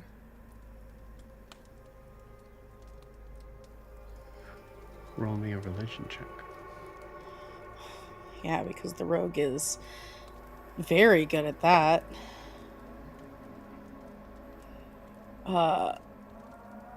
16.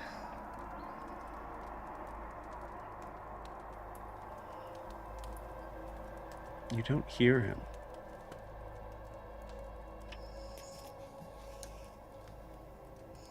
You're not entirely sure if your message got through.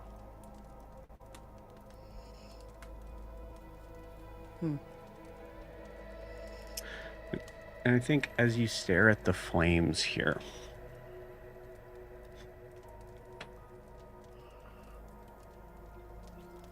there's something very strange about this place. Something that you're recognizing right now to be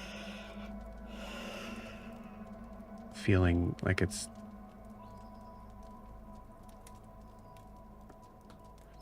like the lightest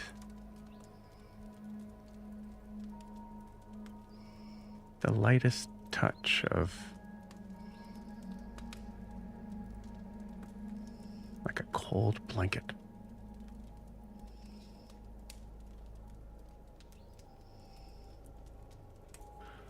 You realize that roll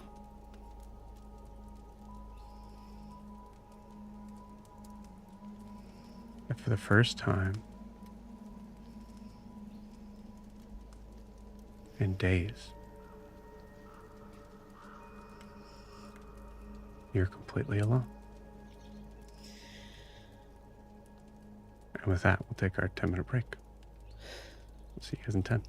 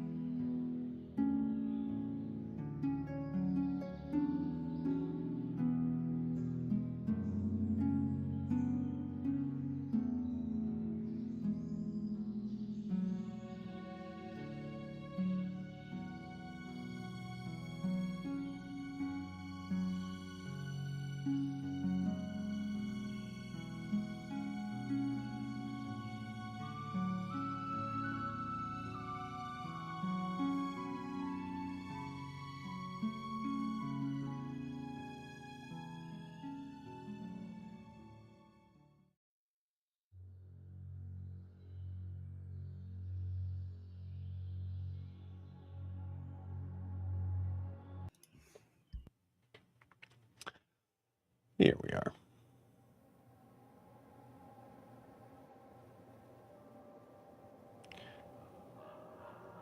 Ada. Mm.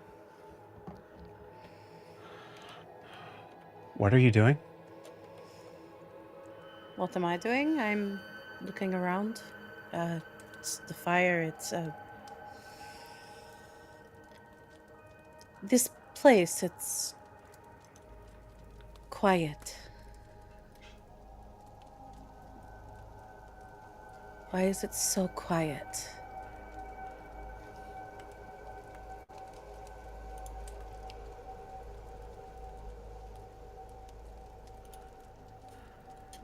Why don't you get some sleep?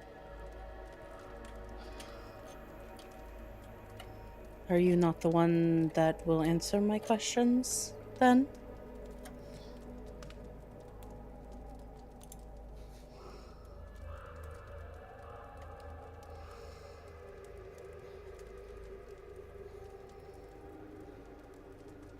If you move around in the middle of the night, I'll know. I don't doubt that. So don't do it.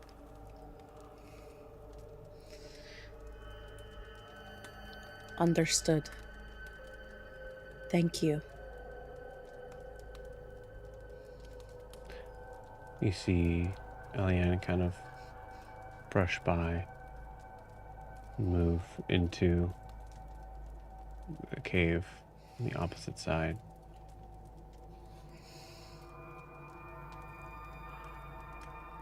Carrying over your perception check, you hear the sound of the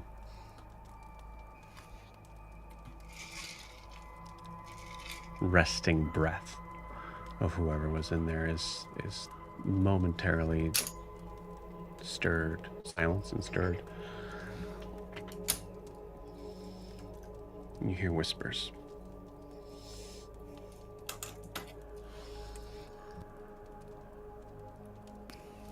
I can't make any of the whispers out, can I? I don't think so. Okay. But they do get a little louder as you hear, Elissa, no, come here. And you see a figure, head first, just pop out and stare at you.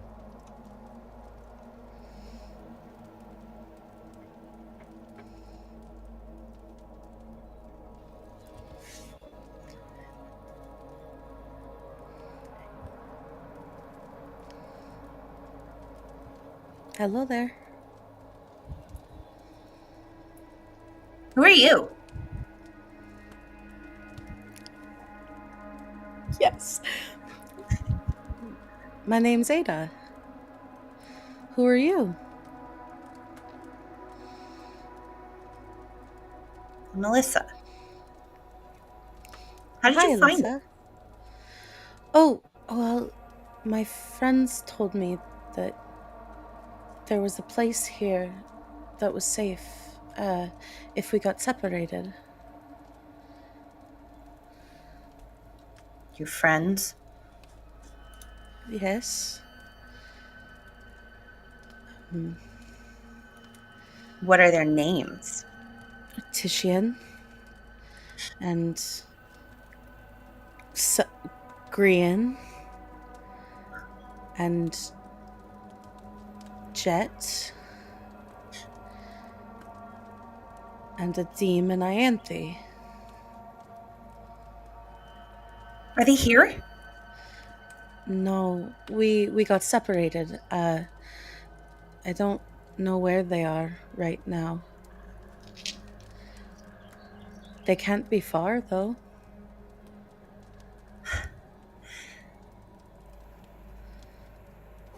Good. Hopefully they'll be here today.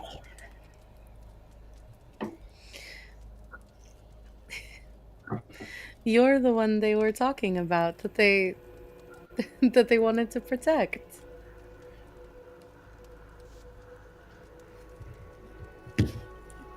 I mean,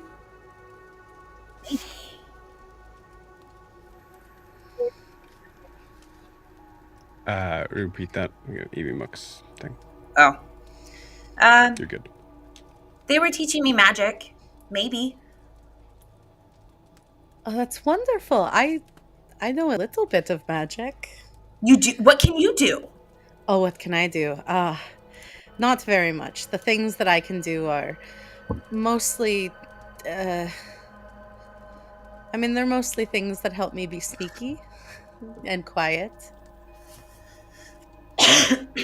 They're not big fun things like water or fire, although I can do a little bit of that. You can do things with fire. Well, kind of. I can make something that looks like fire. Why would you make something that looks like fire if you could just make fire? Well, I can't just make fire. I mean, I could with a stick, but not with magic. But I can make something that makes light, but not heat. So it can't burn down a tent. That might be okay. I've accidentally burned things down before. What kind of sneaky magic? What kind of sneaky magic can you do? I like sneaking around. I like playing tricks on my sister. Is that the quiet one, the serious one? Yeah. Her? Behind?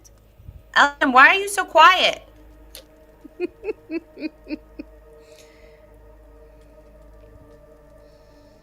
Did I do that? What happened? Sometimes things happen. Hold on. Okay. I don't know how to fix this.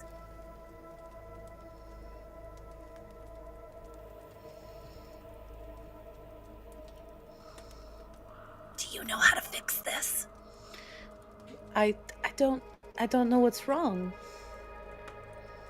Five?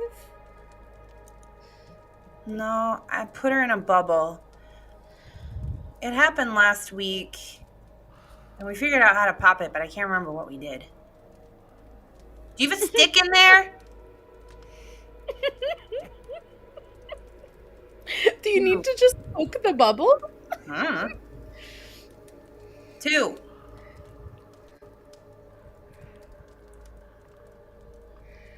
I'm gonna start looking around for something sharp. I think Ada's gonna come over with her cat claws, and I think that she's just gonna like touch the air in front of Eliane and like scratch it.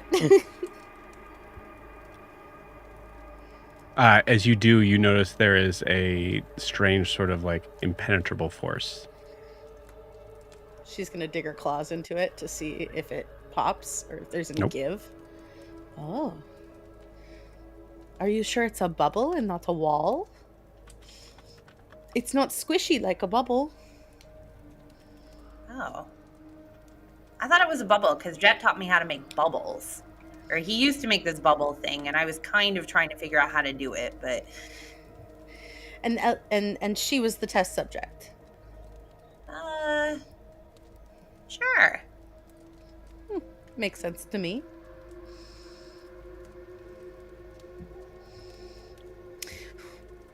You know where there might be sharp things that you can, like, pop the wall, the bubble with? Do you think up in the trees? Like sticks? Ooh. That could be a good idea. And not knowing any better, if possible, Ada only has 2nd level spells, but she'd like to offer Spider Climb, if it would work, to cast Spider Climb on Elissa. I think it's a touch spell. To see if Elissa could climb the trees. She wanted to see sneaky magic. Nope, that's okay. I can do it myself. Oh! Because Elissa's absolutely cast Spider Climb before. Oh, vibes. Okay. So like You stay Ada right tries to cast it, and she fully sees the components, and she's like, "No, wait." Oh, hold on. Like she's not doing this every day to get into the. Hold on, I'll be right back. Ava? Ada. Ada. Stay here. Watch Elian. Make sure she's not plotting her revenge. I'll be right back. I'm gonna scurry away. Okay. And I'm gonna go climb a tree. I think Ada's just gonna look at Eliane in the bubble, just be like, so uncontrollable magic with that one. She didn't mean to put you in the bubble. Ada, roll me a d20 and add your charisma modifier. 19. Sorry, Green. Okay.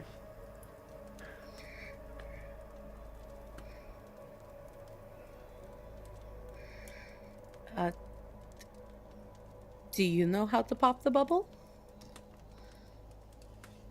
You don't remember how it happened last time? She said it happened before.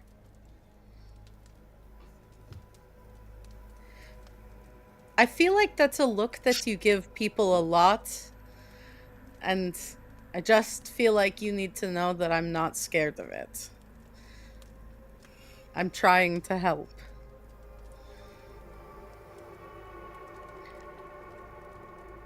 I can't. So she just has to do it. That sounds fucking exhausting.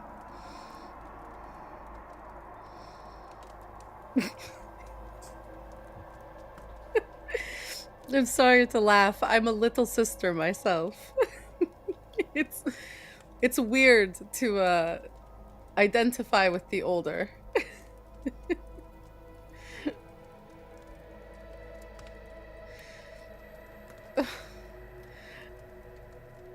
She'll be back soon, right? She sits down. And I think Ada's just gonna sit down with her and just kind of like start drawing in the sand. Like, I don't think that there's anything she can do. So she's just gonna watch Eliane and wait for Elissa. I want to roll something here. Okay, yeah, cool. You see Eliane is looking down, kind of like waiting, and then like looks up at you and just is motioning towards the pauldron. It doesn't really match, does it? It was my husband's. It's all I have left.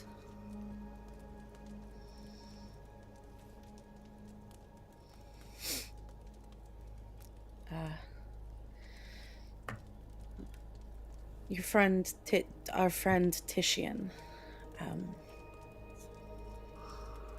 I'm from the same place he is. My husband was like him, a soldier.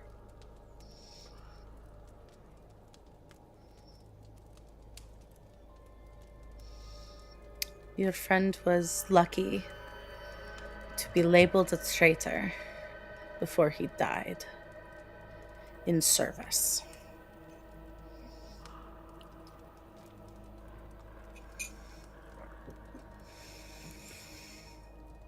I think she's just assuming Eliane knows more about Titian than she actually might. Yeah.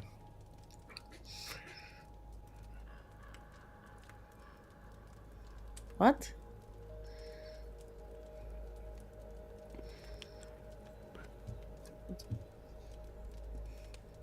You had a husband?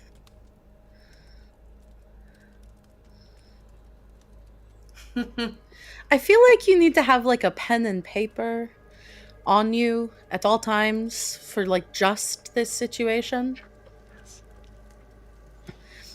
Okay. You can tell me when she pops the bubble.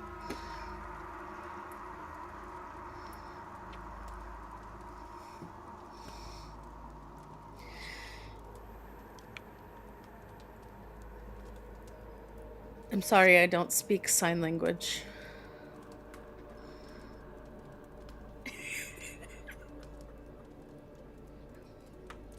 You.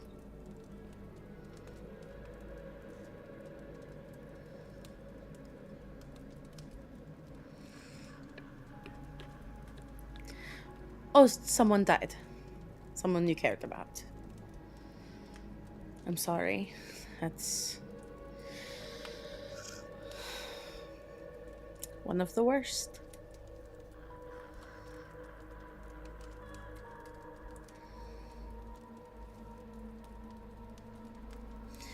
God, how long does it take to find a stick? Is she looking for the perfect one? God, of course she is. How old is she? 6? 7?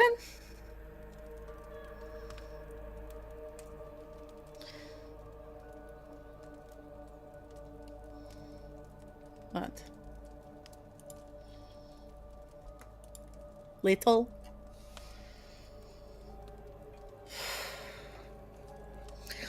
How long were you stuck last time? Hours? Days?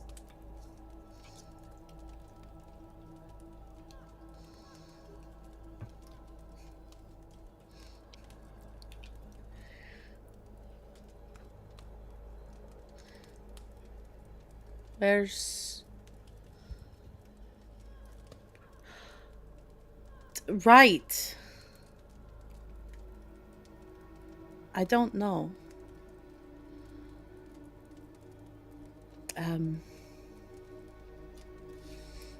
That's bad. This is bad. Why did I say that?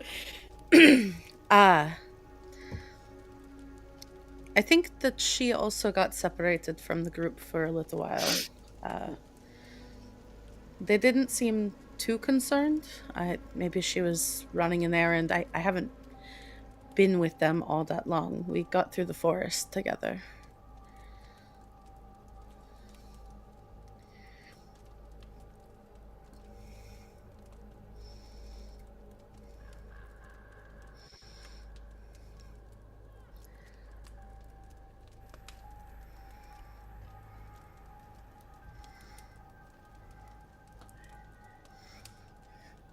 I'm going to pause this here.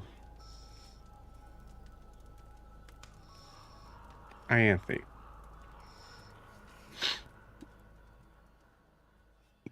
You are above the clouds in blissful,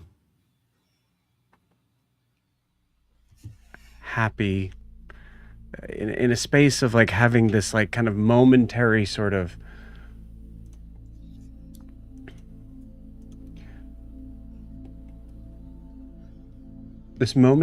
happenstance of a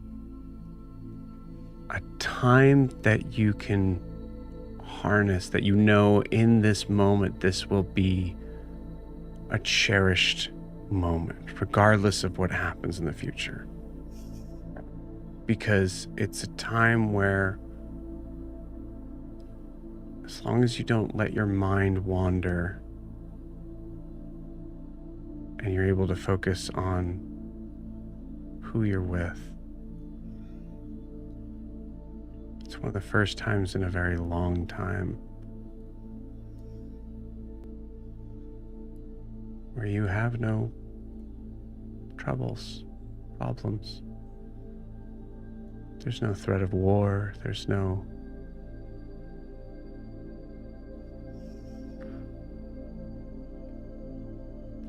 fear of your friends dying, being lost, or not surviving something. It's a moment where you're able to be just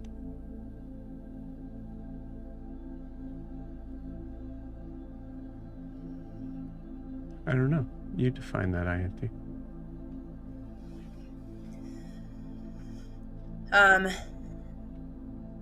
The best way that Anthe's always been able to describe her, or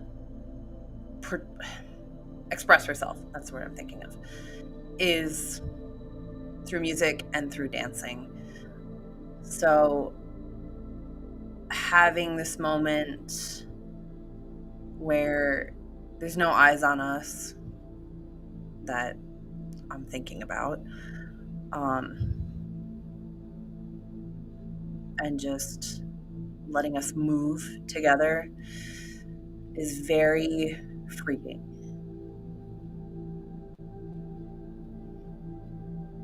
And she's trying to put these complicated emotions that she maybe can't say yet or isn't sure how to fully say yet or explain yet.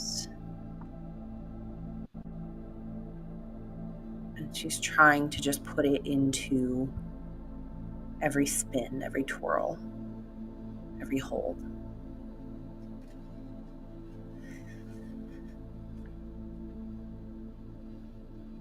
The moments of thinking about that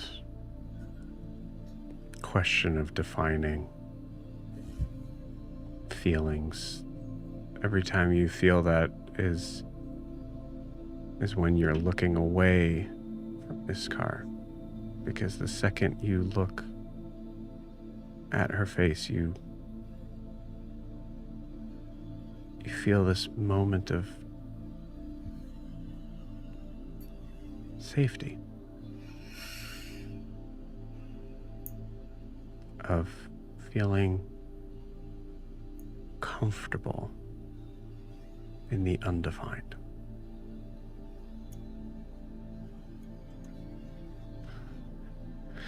And that moment gets horribly ripped from you as you receive a message.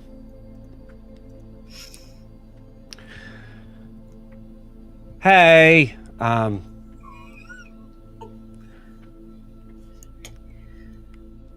haven't said anything because I don't know. Anyways, don't worry, your friend Adah isn't lost. She made it to camp, to our camp. And, you know, whenever you guys get here, I assume you guys are coming?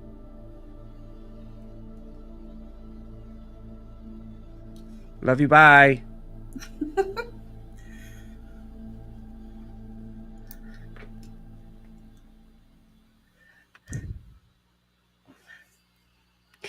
Like a heavy rock, your heart drops. Anthony, what do you do? I'm in the middle of like doing a dip with Iskar, and I do drop her. Now we're in the air, so it doesn't really matter. Yeah, you drop her. I would say, like, you have fly cast on you right now, or are you? Because if you drop her, she's dropping you. Like, just in the sense of like I let go.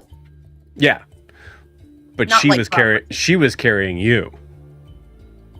Unless I think that's beautiful. I think that's fly. I think that's beautiful. I would just I don't have fly, so cool, great, yeah. You drop. No, you start to drop. Whoa! Flies down. I'm gonna roll a d10 here. Wouldn't that be the most fucked up thing if Ianthe died right after getting that message from fucking fall damage? That's a 10. That's a 10. So that's 100 feet. As you plummet 100 feet down. On both of us. Yeah. Great. I mean, honestly, you don't even have to cast it. Like, you're thousands of feet up in the air. I think. Somewhere around there. It's definitely 1,000 at least, if not more. Right? It'd be like 8,000, like somewhere around there. I don't remember. Anyways, that's wild.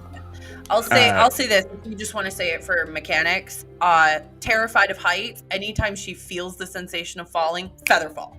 That makes sense. I'm with you there. Yep, absolutely. So yeah, as you do, you now are momentarily sort of like lost in the clouds here because you were like falling into the cloud cover and you cast Featherfall, so you're slower in your movement. So now Iskar is like, Ianthe. Oh God! And like you hear her fly under you, but you're not sure where she is. She's not sure where you are. I have to respond to that message. Yeah, you do. Yeah, I do. Yeah. I'm so glad to hear from you. Adah is there with you. That's very good. That's very good to know. Listen to me very carefully. We are coming. We will be there very soon. Do not speak to Adah. Keep her there. Don't let her go anywhere, and don't say a word to her. Elissa, she cannot be trusted. She is dangerous. We're coming. I was well over 25, but... Okay. I hope Ianthe remembers Adah pretty well. I hope Ianthe remembers Elissa pretty well. Yeah. Cool. Yeah, he remembers a small child who speaks without thinking and yeah. And who gets anxious and blows things up. Yep. Beautiful. Go ahead and roll me a...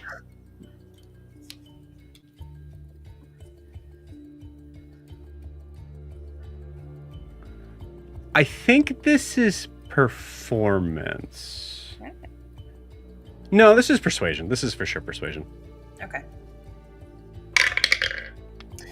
That is another 24. Okay, cool. Well, garbage as Elissa, but I think he's doing great.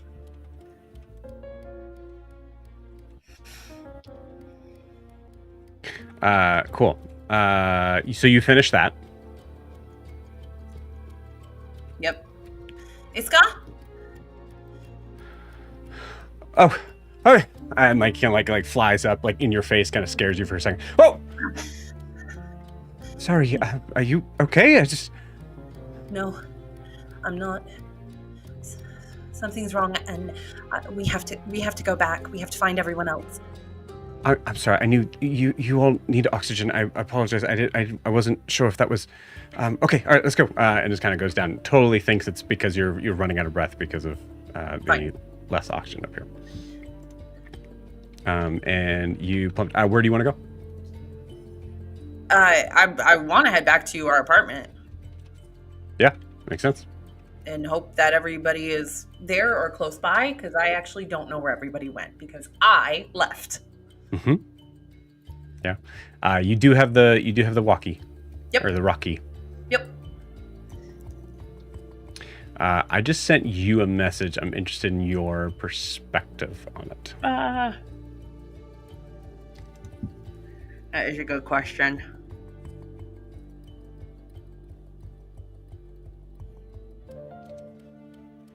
Let me roll for it. Real Okay. fast.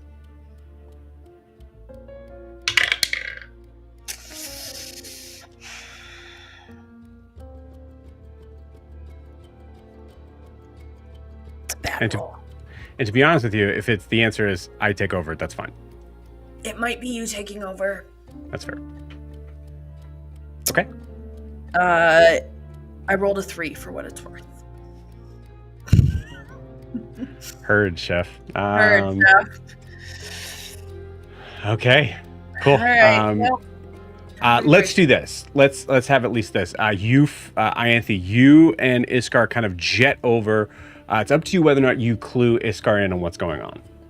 Oh God. If the easier answer is no, that's fine. I just want to make sure. I will. We're gonna very critically leave out the part about the rod, and okay. I think we're gonna keep it vague. Just there's someone I care about very dearly back home, who I who just messaged me that she is in extreme danger and we have to go help. Cool. Awesome. In response to that, you see Iskar actually flies. There is no window on your floor. There is one just below you in a random person's apartment. As you go flying through that, sorry, and like push open the door. Sorry. Yep. Oh, it's also in Primordial, which I think Ianthe doesn't know. Is that right? No. Yeah, no, I certainly do not. Yeah. So you just hear these crazy sounds as you're pushing through. I'm so sorry. You get to the elevator. I'm gonna roll something here. Okay. You have to wait about a minute. As you... Oh, wait. No. You have Iskar. Iskar just flies you up to the next sort of spot. Oh, yeah. And you burst through the door to what looks at first to be an empty apartment until you... Because all the doors of these two are probably closed. Yeah. Just walking through every... All right, who's here? Pomegranate! I'm assuming we're able to hear this, Joe. Every door, opening up every single door. Yeah. Hold on. Tishian just kind of like opens his door. I'm sorry. What's going on? I've had a message from... Oh, God damn it, Ianthe. I've had a message from Elissa. Our friend has arrived at the camp. You're talking, friend? You gotta be... Like Jet? Jet's at the camp? Nope. Ianthe, just to... and she runs outside, closes the door. Adah is with Elissa. Oh, okay. Oh, fuck. Where the hell is Adim? I have no idea. I haven't seen him all day. Gran, is your key loaded and ready to go? Yeah, I mean, I'm good to go now, but we need Adim. Can someone message him? Look, I know things are complicated with you and me right now, but Alyssa's in danger. It is officially Pomegranate. I don't think we get a response. Because he's not on the same plane as we are. That's right. He's not on the same plane. Fuck. Hold on. Does sending go to a different plane? It does. Yeah, sending Has a does. chance Yes. to, right? Absolutely. Yeah. Okay. I'm assuming Ianthe says like, it's not working. As soon as that happens, I will take my ring and I will go.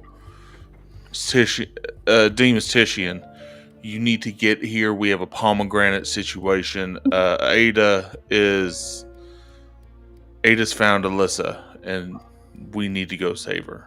We need to go now. Please meet us in the apartment. ASAP. Pomegranate. Roll me a D100. Roll me a D100. Yeah, because there's like a 95% chance it makes it, and a 5% chance it doesn't. So hold on. Whatever numbers Joe has picked. Okay, I think this is D100 right there. All right. 65, Joe. It's a 65. That the best number there is. That is enough.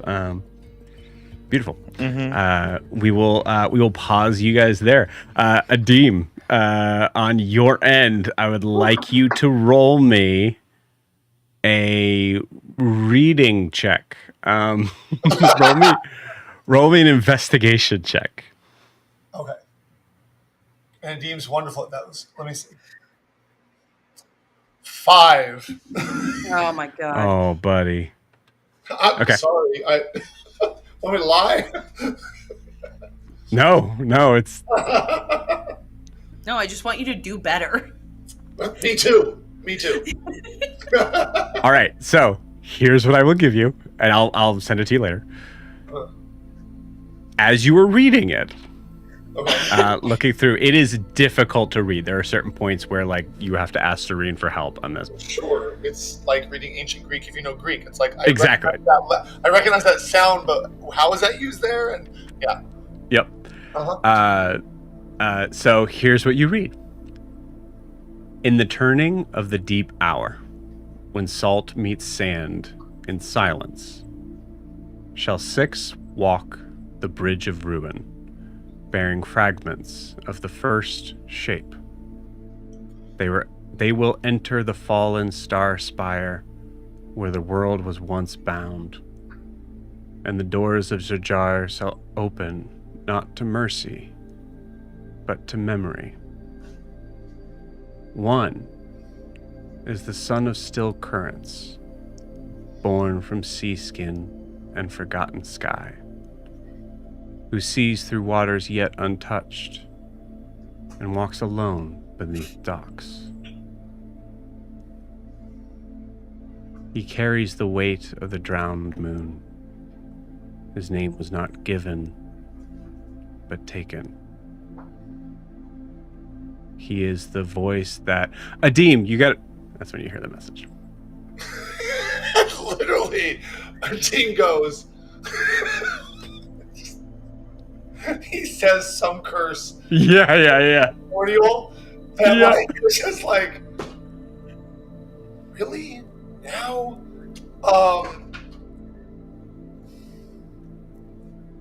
So, I'm going to leave for a second. Jack does not remember ever being told about pomegranate. Was it one of the meetings I missed? It was. We established a long time ago. Yeah, I think there was a thing of like pomegranate means utmost danger, I believe. That's the like SOS. Yeah, because we've used it in multiple occasions of like. We say it all the time. Danger. Adim will respond with a very terse, okay. Nothing else. And then looks at Zareen and says, I really hate to do this, but... Again. Yeah, he says that, but he's like, apparently a small child that we know is in danger, and we are the best equipped to help her. Okay. I understand. How quickly can I get back through the portal? I mean, what's the best way? Can I... Actually, wait a minute. No, that would be a bad idea. He just goes for he says, I have so many questions for you, but I have the thing. And he doesn't say what it is, because he doesn't know what a shark can hear in his own castle. And so he says... Yeah, you see her kind of give you a confused look and think, oh, yes, okay. He says, is a hug appropriate? Of course. Okay. He gives you a hug. Gives you a hug. I'm really and sorry. Then, she goes like, technically no, actually, as she's like hugging you, like, but I'm a brother, so right. Yeah. By the way, still no, because of my position, but that's okay. Yeah, it's fine. How many siblings do I have here? And then I start swimming. A lot. Your dad gets around. Your dad is very fertile. No. Fish. I will say, like, the fastest way out would be the way that she actually brought you before, because it's just like to bring you to that. Possible though, like I thought that was breaking the rules. It absolutely was, but no one's like most are not there. So I'll stop and say, wait a minute. I know it's against the rules, but can you send me back the way you did before? Will that be a problem? I mean, I've broken several rules in the past few hours. What's one more? And like runs off with you. And as I'm going, I'm like, I'm really sorry. I do want to just spend time here and learn about this prophecy. Please, I will come back if I can. I need to know more about this. Please, my life is keeping record, and she's doing this while running. Right. My life is keeping record of books. I have never had more excitement in my life, so this is fine. And like pushes through. You get to that spot there. We'll speed through to knowing that you're going to appear. Practically in the same spot, I think, is where you appeared before. Yes. Full covered in water. So right next to all of you guys, we're in your zone. I believe we call it moistily teleporting. At some Moistily point. teleported. Yes, thank you. I didn't care for it then. I don't care for it now. I never said that. So, I didn't either. I'm just relaying what it is. You did now, though. You just did now. You just reminded us now. That's what you did. That's what you did, though. You can't say that you didn't do that. You did that. I don't know what we're talking about. What are we talking about? Let's play the game. Let's just play. Let's play. Hey, guys, let's play the game. he appears and says, he just looks exasperated but says nothing and looks. He scans it and then just looks at Grian as if to say, "What now?" He completely ignores Ianthe and Titian. Just looks at Grian like, "What?" I mean, I think if we're all ready, we can go. Go to The Den Mother Euge's place, Precious Oh, Home. sure, why not? Okay. Yeah, everybody have their shit. I really wish we had stuff from Shu right now, but it's gonna have to wait. Don't have time to wait. I will say, while we were waiting for Deem, I would have like poked my head out and just told Iskar, like, I'm so sorry, we have to leave. We will come back. Of course. An We'll be emergency. back in the morning. Stay here. Maybe cover for us. I do want to confirm one thing, Joe. Mm-hmm. But I think you want to react. You probably want to react to Ianthe first. I mean, I think she kind of understands what she's not supposed to understand right now. So yeah. Okay. Didn't both me and Grian get a short rest that Yes. time? Short rest does not take away exhaustion at all, so I still got one level of exhaustion, I believe. Yep. It's okay. So does Ada. I mean, I don't feel bad about you. You're the bad guy right now. I hope you have 5 levels of exhaustion. I'm not a bad guy. I'm a guy making choices that make sense to me. There's no such thing as bad. Elon Musk. Okay. Okay, well, all right. Okay, I can't bring up 9/11, but like, Yeah, I don't know, Brandon. I don't know. Ada and Elon are like a whole. I have no clue. I have no clue. I just wanted to read What is I Ada just wanted not? to read my book. That's all I wanted to do. Who wants to roll for Elissa? Not it. sure. Somebody who's not me, because I've rolled 1 double-digit roll for her. It's a 9 I'm whatever it playing a is. team, so you know how I'm going to roll. So I will no. say Kay cannot because it would I'll not feel roll. good. I will roll roll it out. for Alyssa. All right. So am I rolling? No, Brandon? it would hurt me. It would hurt I'm Kay. going to say I need you to roll me a D10. A D10. You gonna get one of these out? Yep. Ooh, that's a 10. Okay. Cool. It's either We'll pause really it good or really bad, y'all. That's why I'm rolling. I mean, It's Yeah, how much kind of. something it takes us to get to Alyssa is my guess, knowing Joe's rolls. Yep. Ah, fuck. I've been observing Joe's rolls, and I'm like, I know what that means. I don't know what the something is. It's probably Are not we big. okay? Hold on. I know West. that we like tangented above board. Ada, We collectively jump. hi. No, okay. You see I think Brandon asked a question. what, Brandon? I said I know that we got sidetracked above board, but collectively, did we jump? Did we take that? Oh, I key think and he's go? frozen. Oh, That's we can weird. hear Oh him. no! No, we can hear Yeah, him. we can all hear him. Maybe you need to. I'll be right back. Sorry. Straight. It's homophobic. You can't hear. me. Okay, guys. So how are we going to kill Ada? So, Ada Musk gotta go. Obviously. Oh my Obviously, God. Hold on. the Okay, bad guy. so if Ada doesn't have access to Codex right now, okay, back. Never mind. Okay, fine.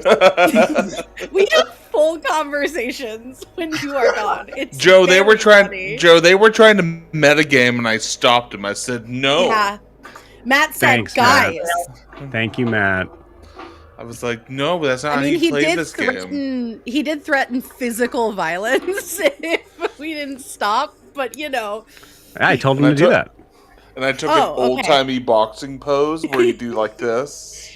Yeah. He challenged me to fisticuffs. Nice. Okay, so which is a good song by Primus if you listen to it. No, and just took the pose of the Boston Bruins 100%. Yeah. The Notre Dame fighting, like, Mm-hmm. yeah. Sorry, what are we talking about? D&D, So right? I don't know. D&D, I guess. Brandon had a question. I'm about to fuck shit up in Ada's life. What a wild place to pause.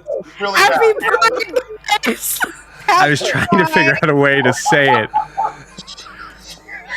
with how much I'm about to ruin Ada's life. You know, Ray, you need to take that clip and include the pause.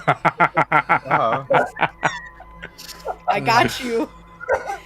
Okay, did we I never swear. collectively, Right. did we jump? Did we make that decision? Because I was like, everybody ready? And then... Yeah. Okay. Sure. Yeah, that's what I assume. That was the question I was waiting for? We got off on a wild Please tangent plane or above board. travel because you asked me to. If you don't jump now, Deem's walking back. Yeah, I assume that you guys do that. Okay, cool. Yeah, the 10 minutes was Ianthe getting the message, coming down, getting to Titian and Grian, Adim, getting to you guys. That was the 10 minutes. Okay, so, Ada. Yes.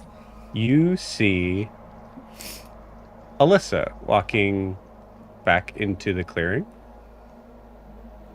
Welcome back. Did you find a stick? No stick. Oh. Did you remember how to pop the bubble?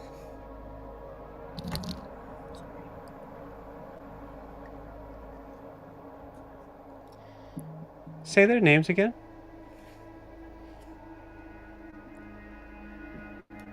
Ianthe, Grian, Titian, Adim, and Jet.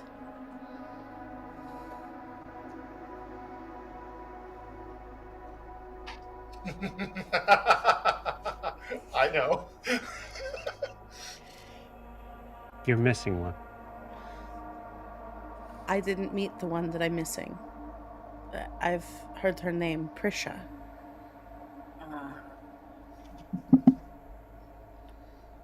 She's about 20 feet from you right now. She closes to about 15. Ada, give me an insight check, not on Elissa, but Elliot. I need to stop rolling as well as I'm rolling for the bad guy. It'll be an 18 because I have a -1 on perception. Great. Insight. Insight. You see Eliane looking at Elissa with a that same sort of momentary sort of bored, annoyed expression. And you see it change.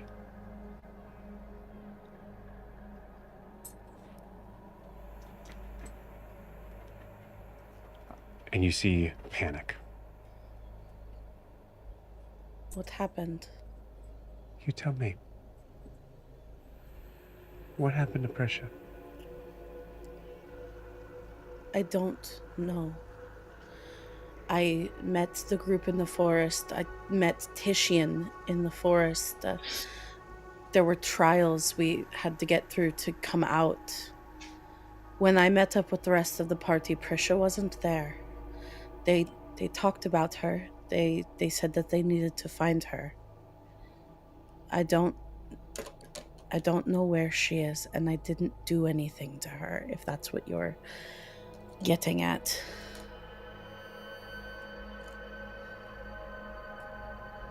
Are you not telling me? I need you to give me a charisma saving throw, DC 20. Oh, shit.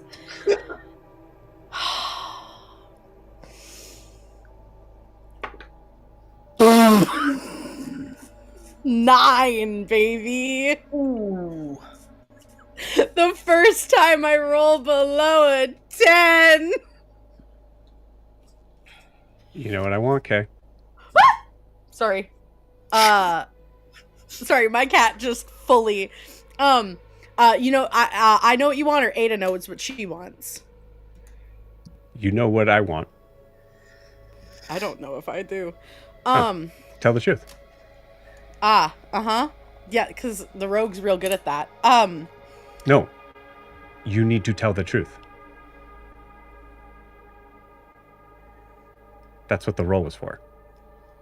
Oh.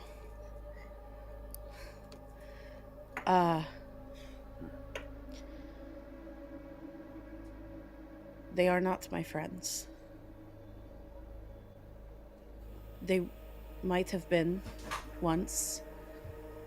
They aren't now. I fought Jet. I almost killed Jet. She closes in 10 feet. I need you to give me a Constitution saving throw. 18. Okay. You take 5 points of fire damage.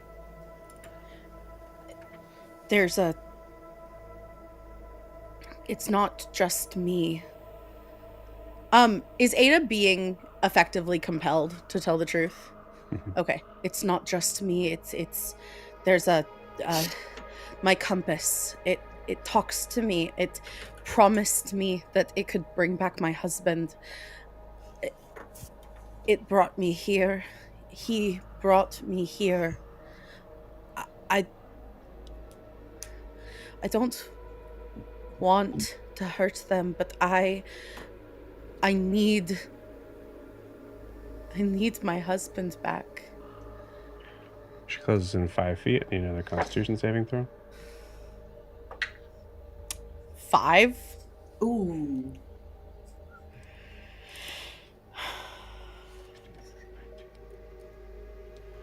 You take 24 points of fire damage. You see her eyes glowing red with fire. You see the tips of her hair glowing an orangey red.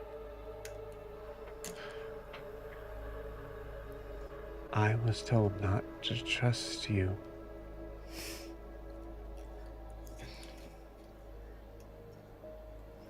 What I have told you is the truth. As far as I know it, I do not know what happened to Prisha. And I also know that Jet is not dead. Why were you here? My guess is it's for you. I don't know what I was looking for here. He hadn't told me yet, but this was the last place he saw it.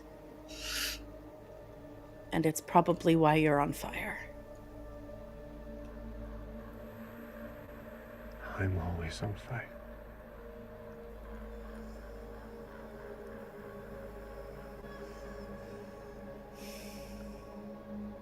Why should I let you live? You try to hurt my friends. I'm sure you would have tried to hurt me.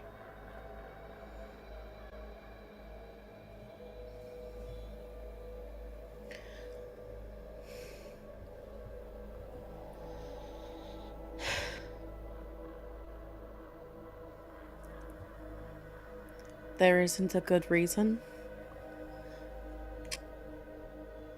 Other than your friends would probably like to do it instead of you.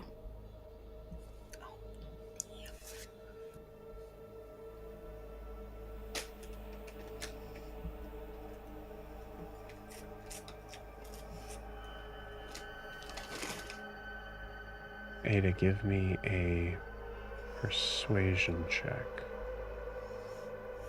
I'm gonna roll to set the DC. Don't tell me what you rolled yet.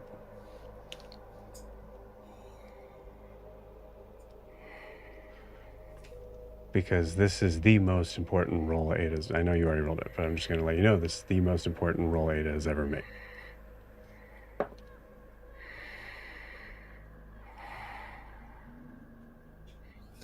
DC's 19.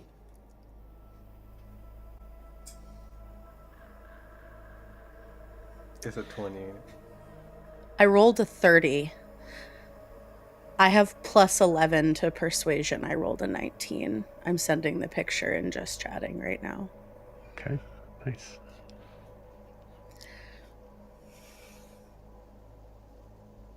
Or mid-game chat. You said the compass told you to come here? Don't. Please. Give it to me. Elissa.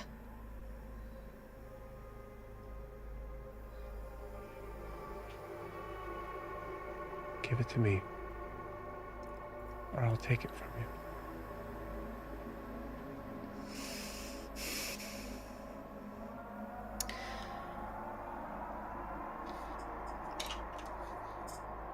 I don't know if she technically can refuse, but she unclips it from her. You can in this space. You're not connected. And I don't have spell slots that I think are gonna work. So, oh,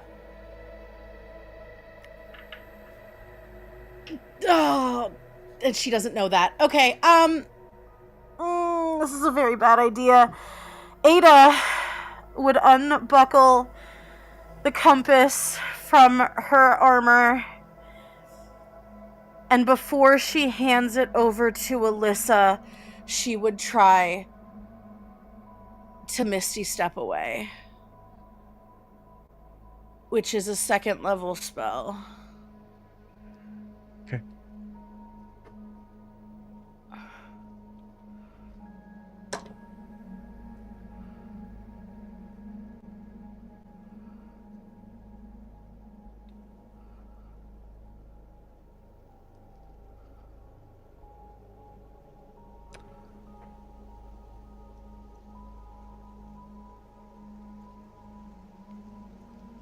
We'll pause you there. Okay.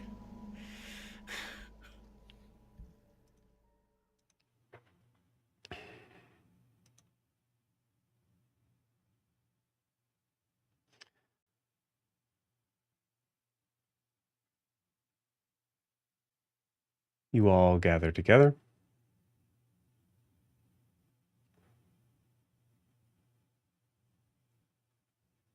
Grian, and do your thing. Yeah. So, take out the key, and I just think of the homestead of the Circle of the Bone Druids, and the gate pops open. And I think since this is the second time I use it, I think it's not just this like gray cumbering cloud. I think that there's a little bit of like light to it. So like the more I use it, the more my magic just impresses into it. And I believe we said we just kind of, as long as we're willing, we go. It's not a choice. Okay. Joe, just want to point, just in case something happens, I am completely willing, but as I approach the group, as he's doing that, I will slip the ring on. Okay. Just want to point that out, and it's on the same finger she wears it on. And I believe we said as long as I've been there before, I can kind of pass through whatever magical thing, because we can come back and forth from Zachar.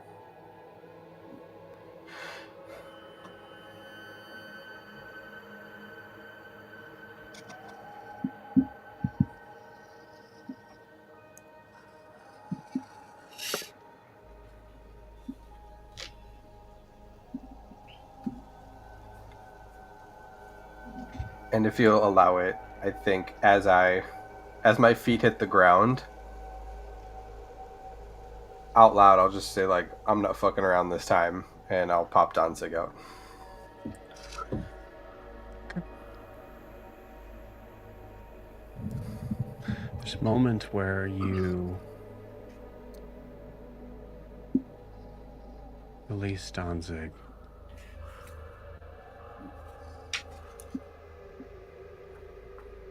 But you're not entirely sure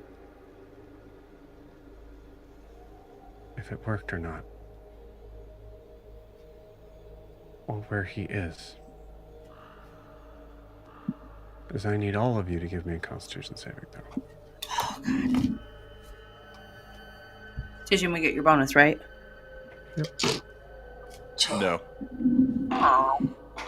You're not trustworthy. Jack- y'all have been please. jerks. Oh, God. Jack, Okay, please so that- stop rolling on D&D Beyond. Please.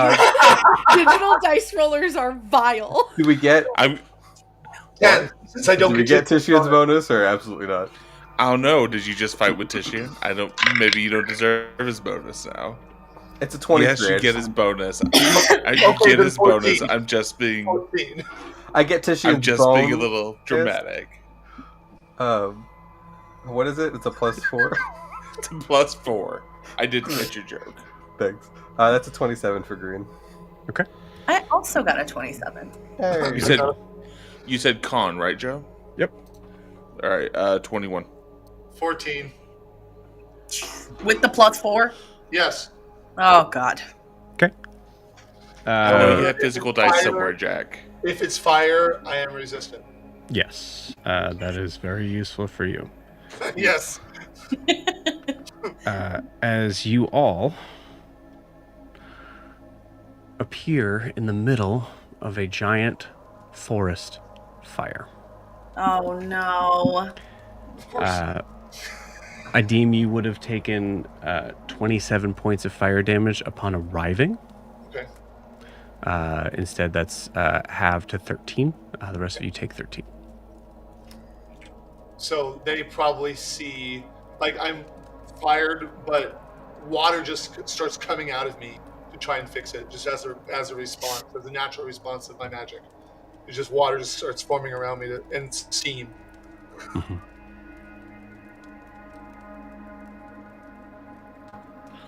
Is it obvious? You're on fire. You're all on fire. Okay. Like on fire. Quickly. That's what we're doing. If you guys want to roll initiative, you can. Well, I know what I want to do, but I don't want to usurp somebody.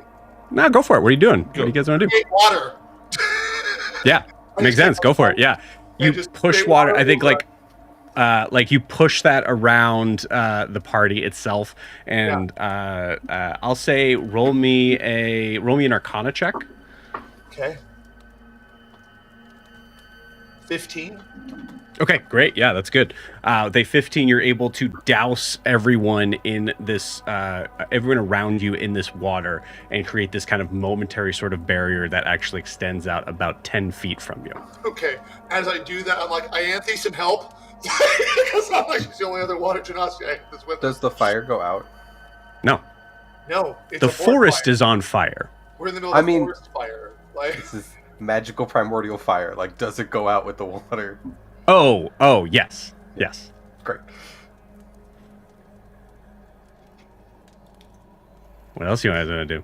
give me another turn. That's it for me.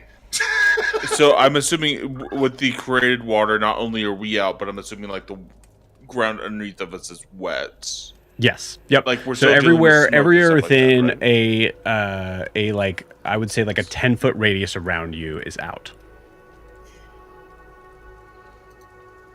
Are Hold on, we? sorry, my headphones decided to disconnect.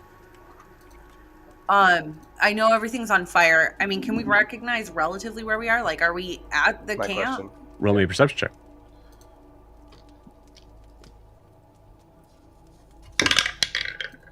Cool. 5. Great. You have no fucking clue. No idea. I'll take a look too to see if I can recognize Yeah, go for it. destroyed anything. I'm gonna use Sorry, inspiration. I missed what Not was that happening.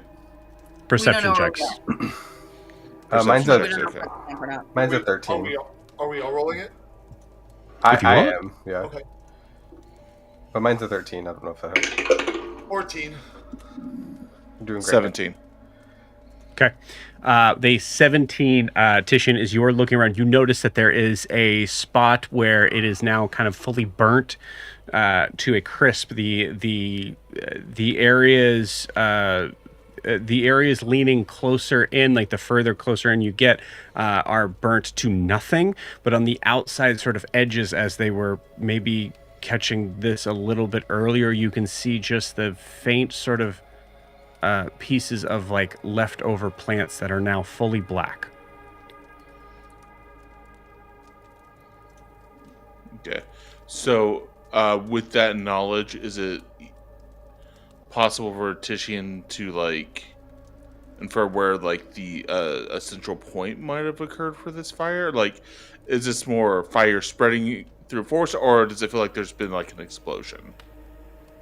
Does that knowledge help him I don't identify think that?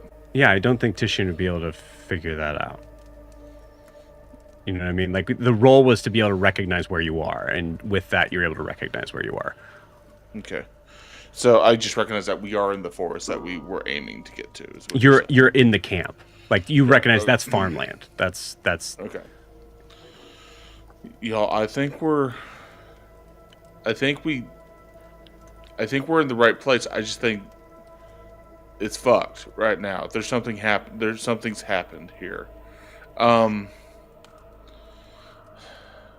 Green, you said you released Danzig, right? Yeah, no, yeah. I was gonna say, Danzig's got fire immunity, so Danzig, go find Elissa or Eliane or Denmother or somebody. I'm going to mention something above board. I don't think Eliane knows that you have Danzig. Oh. I think we need to travel as a party here. I don't think we want him to just go off by himself. No, my plan is to like run with him. Like we're all of us. Yeah. No, I hear you. I guess I'm kind of just clarifying with the group. Correct me if I'm wrong. I don't think Eliane knows about Danzig. We've met Eliane twice, and I don't think she would, unless we popped him out while we were camping for the couple of days, which could have been possible out of camera, where it's like Grian let him out to run around and stretch his legs, but it's hard to say. I honestly don't remember if I did or didn't. I don't think you did it in And I game. don't have notes from those sessions. I don't think you did it in game. I think it's one of those things like we'd have to. Was it on camera, or like is it just something like one of those D&D things where it might? Well, you guys. Happened, I mean, you guys didn't spend a ton of time with Eliane. So like even the idea of how long? No, I think we spent like a weekend with them. No, because I'm gonna roll this back real quick. I think so. So when we found Eliane, we had Danzig, and how I ended that session was I leaned down to Danzig and I said, "Find the wombat." So he was in. So like he was out the whole time. Cool. Because I didn't have the box then. So good. Bigger now, but good. I saved our ass twice now. So. I will accept that confidence for sure. I believe you. Cool. No, because I thought it was super cool, and we ended the session there. Like, you hear a horrible, tearing sound. That you hear a figure that is a female that is like screaming in pain.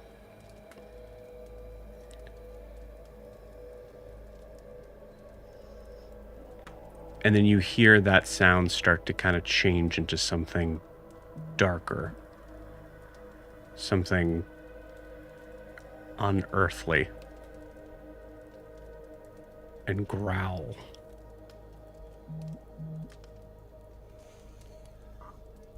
Did it sound like Elissa's scream? Because we've heard Elissa's scream before. I mean, I think we should just run off and... Like, did it sound like an older scream or like a younger scream?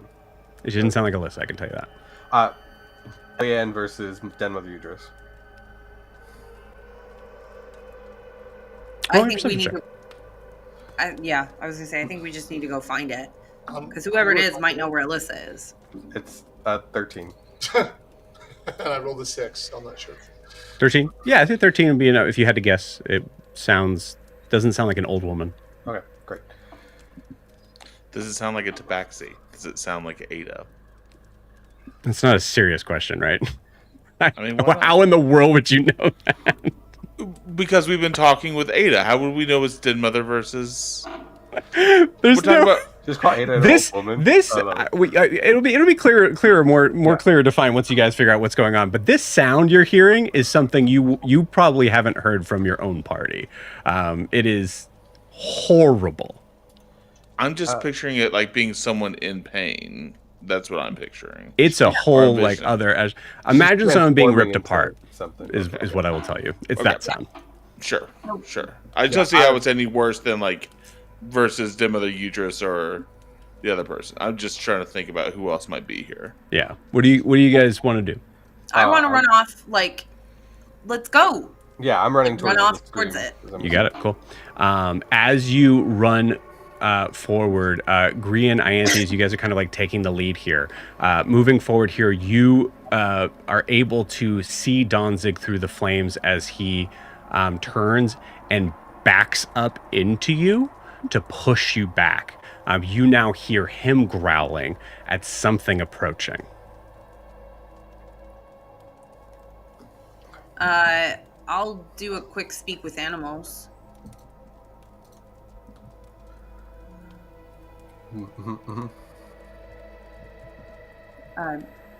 What is it? What's in there? Dead. Big What? dead. Sounds like there's someone in there we have to help. No, big dead. Bad. Move. And starts to kind of continue to back up. Still in a protective sort of stance, but pushing, like, legitimately, like, trying to push with his, like, backside, trying to push you guys back. Mm-hmm. My dog does that. I know exactly what's happening. Yeah. Ianthe, what did he say?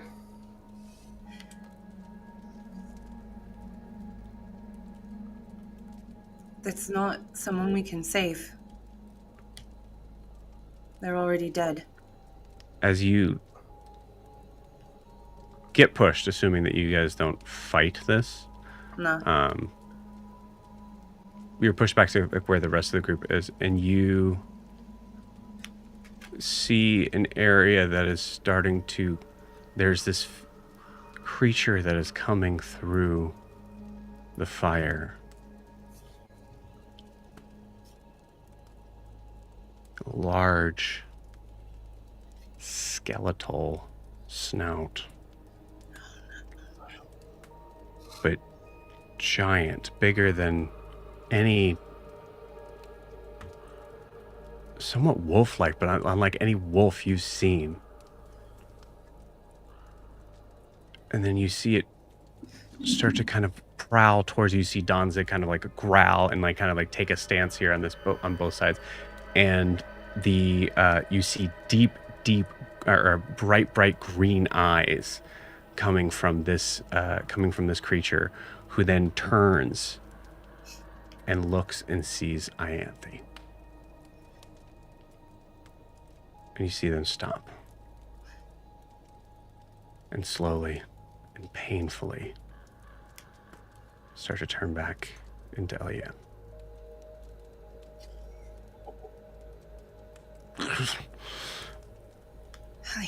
Eliane. What happened? Here. Elissa. Where is she? Elissa!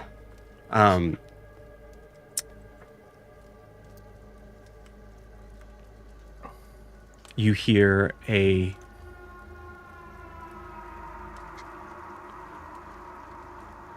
unnerving, calm voice. Over here. I'm coming.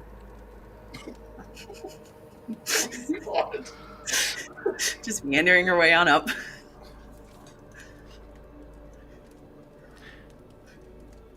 And you see Elissa walk into view.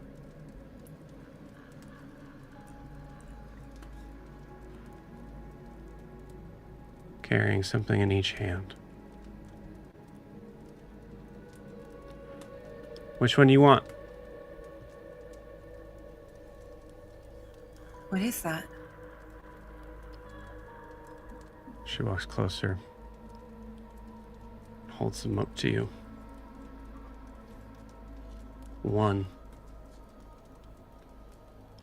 is the skull of a tabaxi. Oh. And the other is the compass. Does the compass look scorched, broken? Untouched. And with that, we'll end tonight's session. See you guys next week.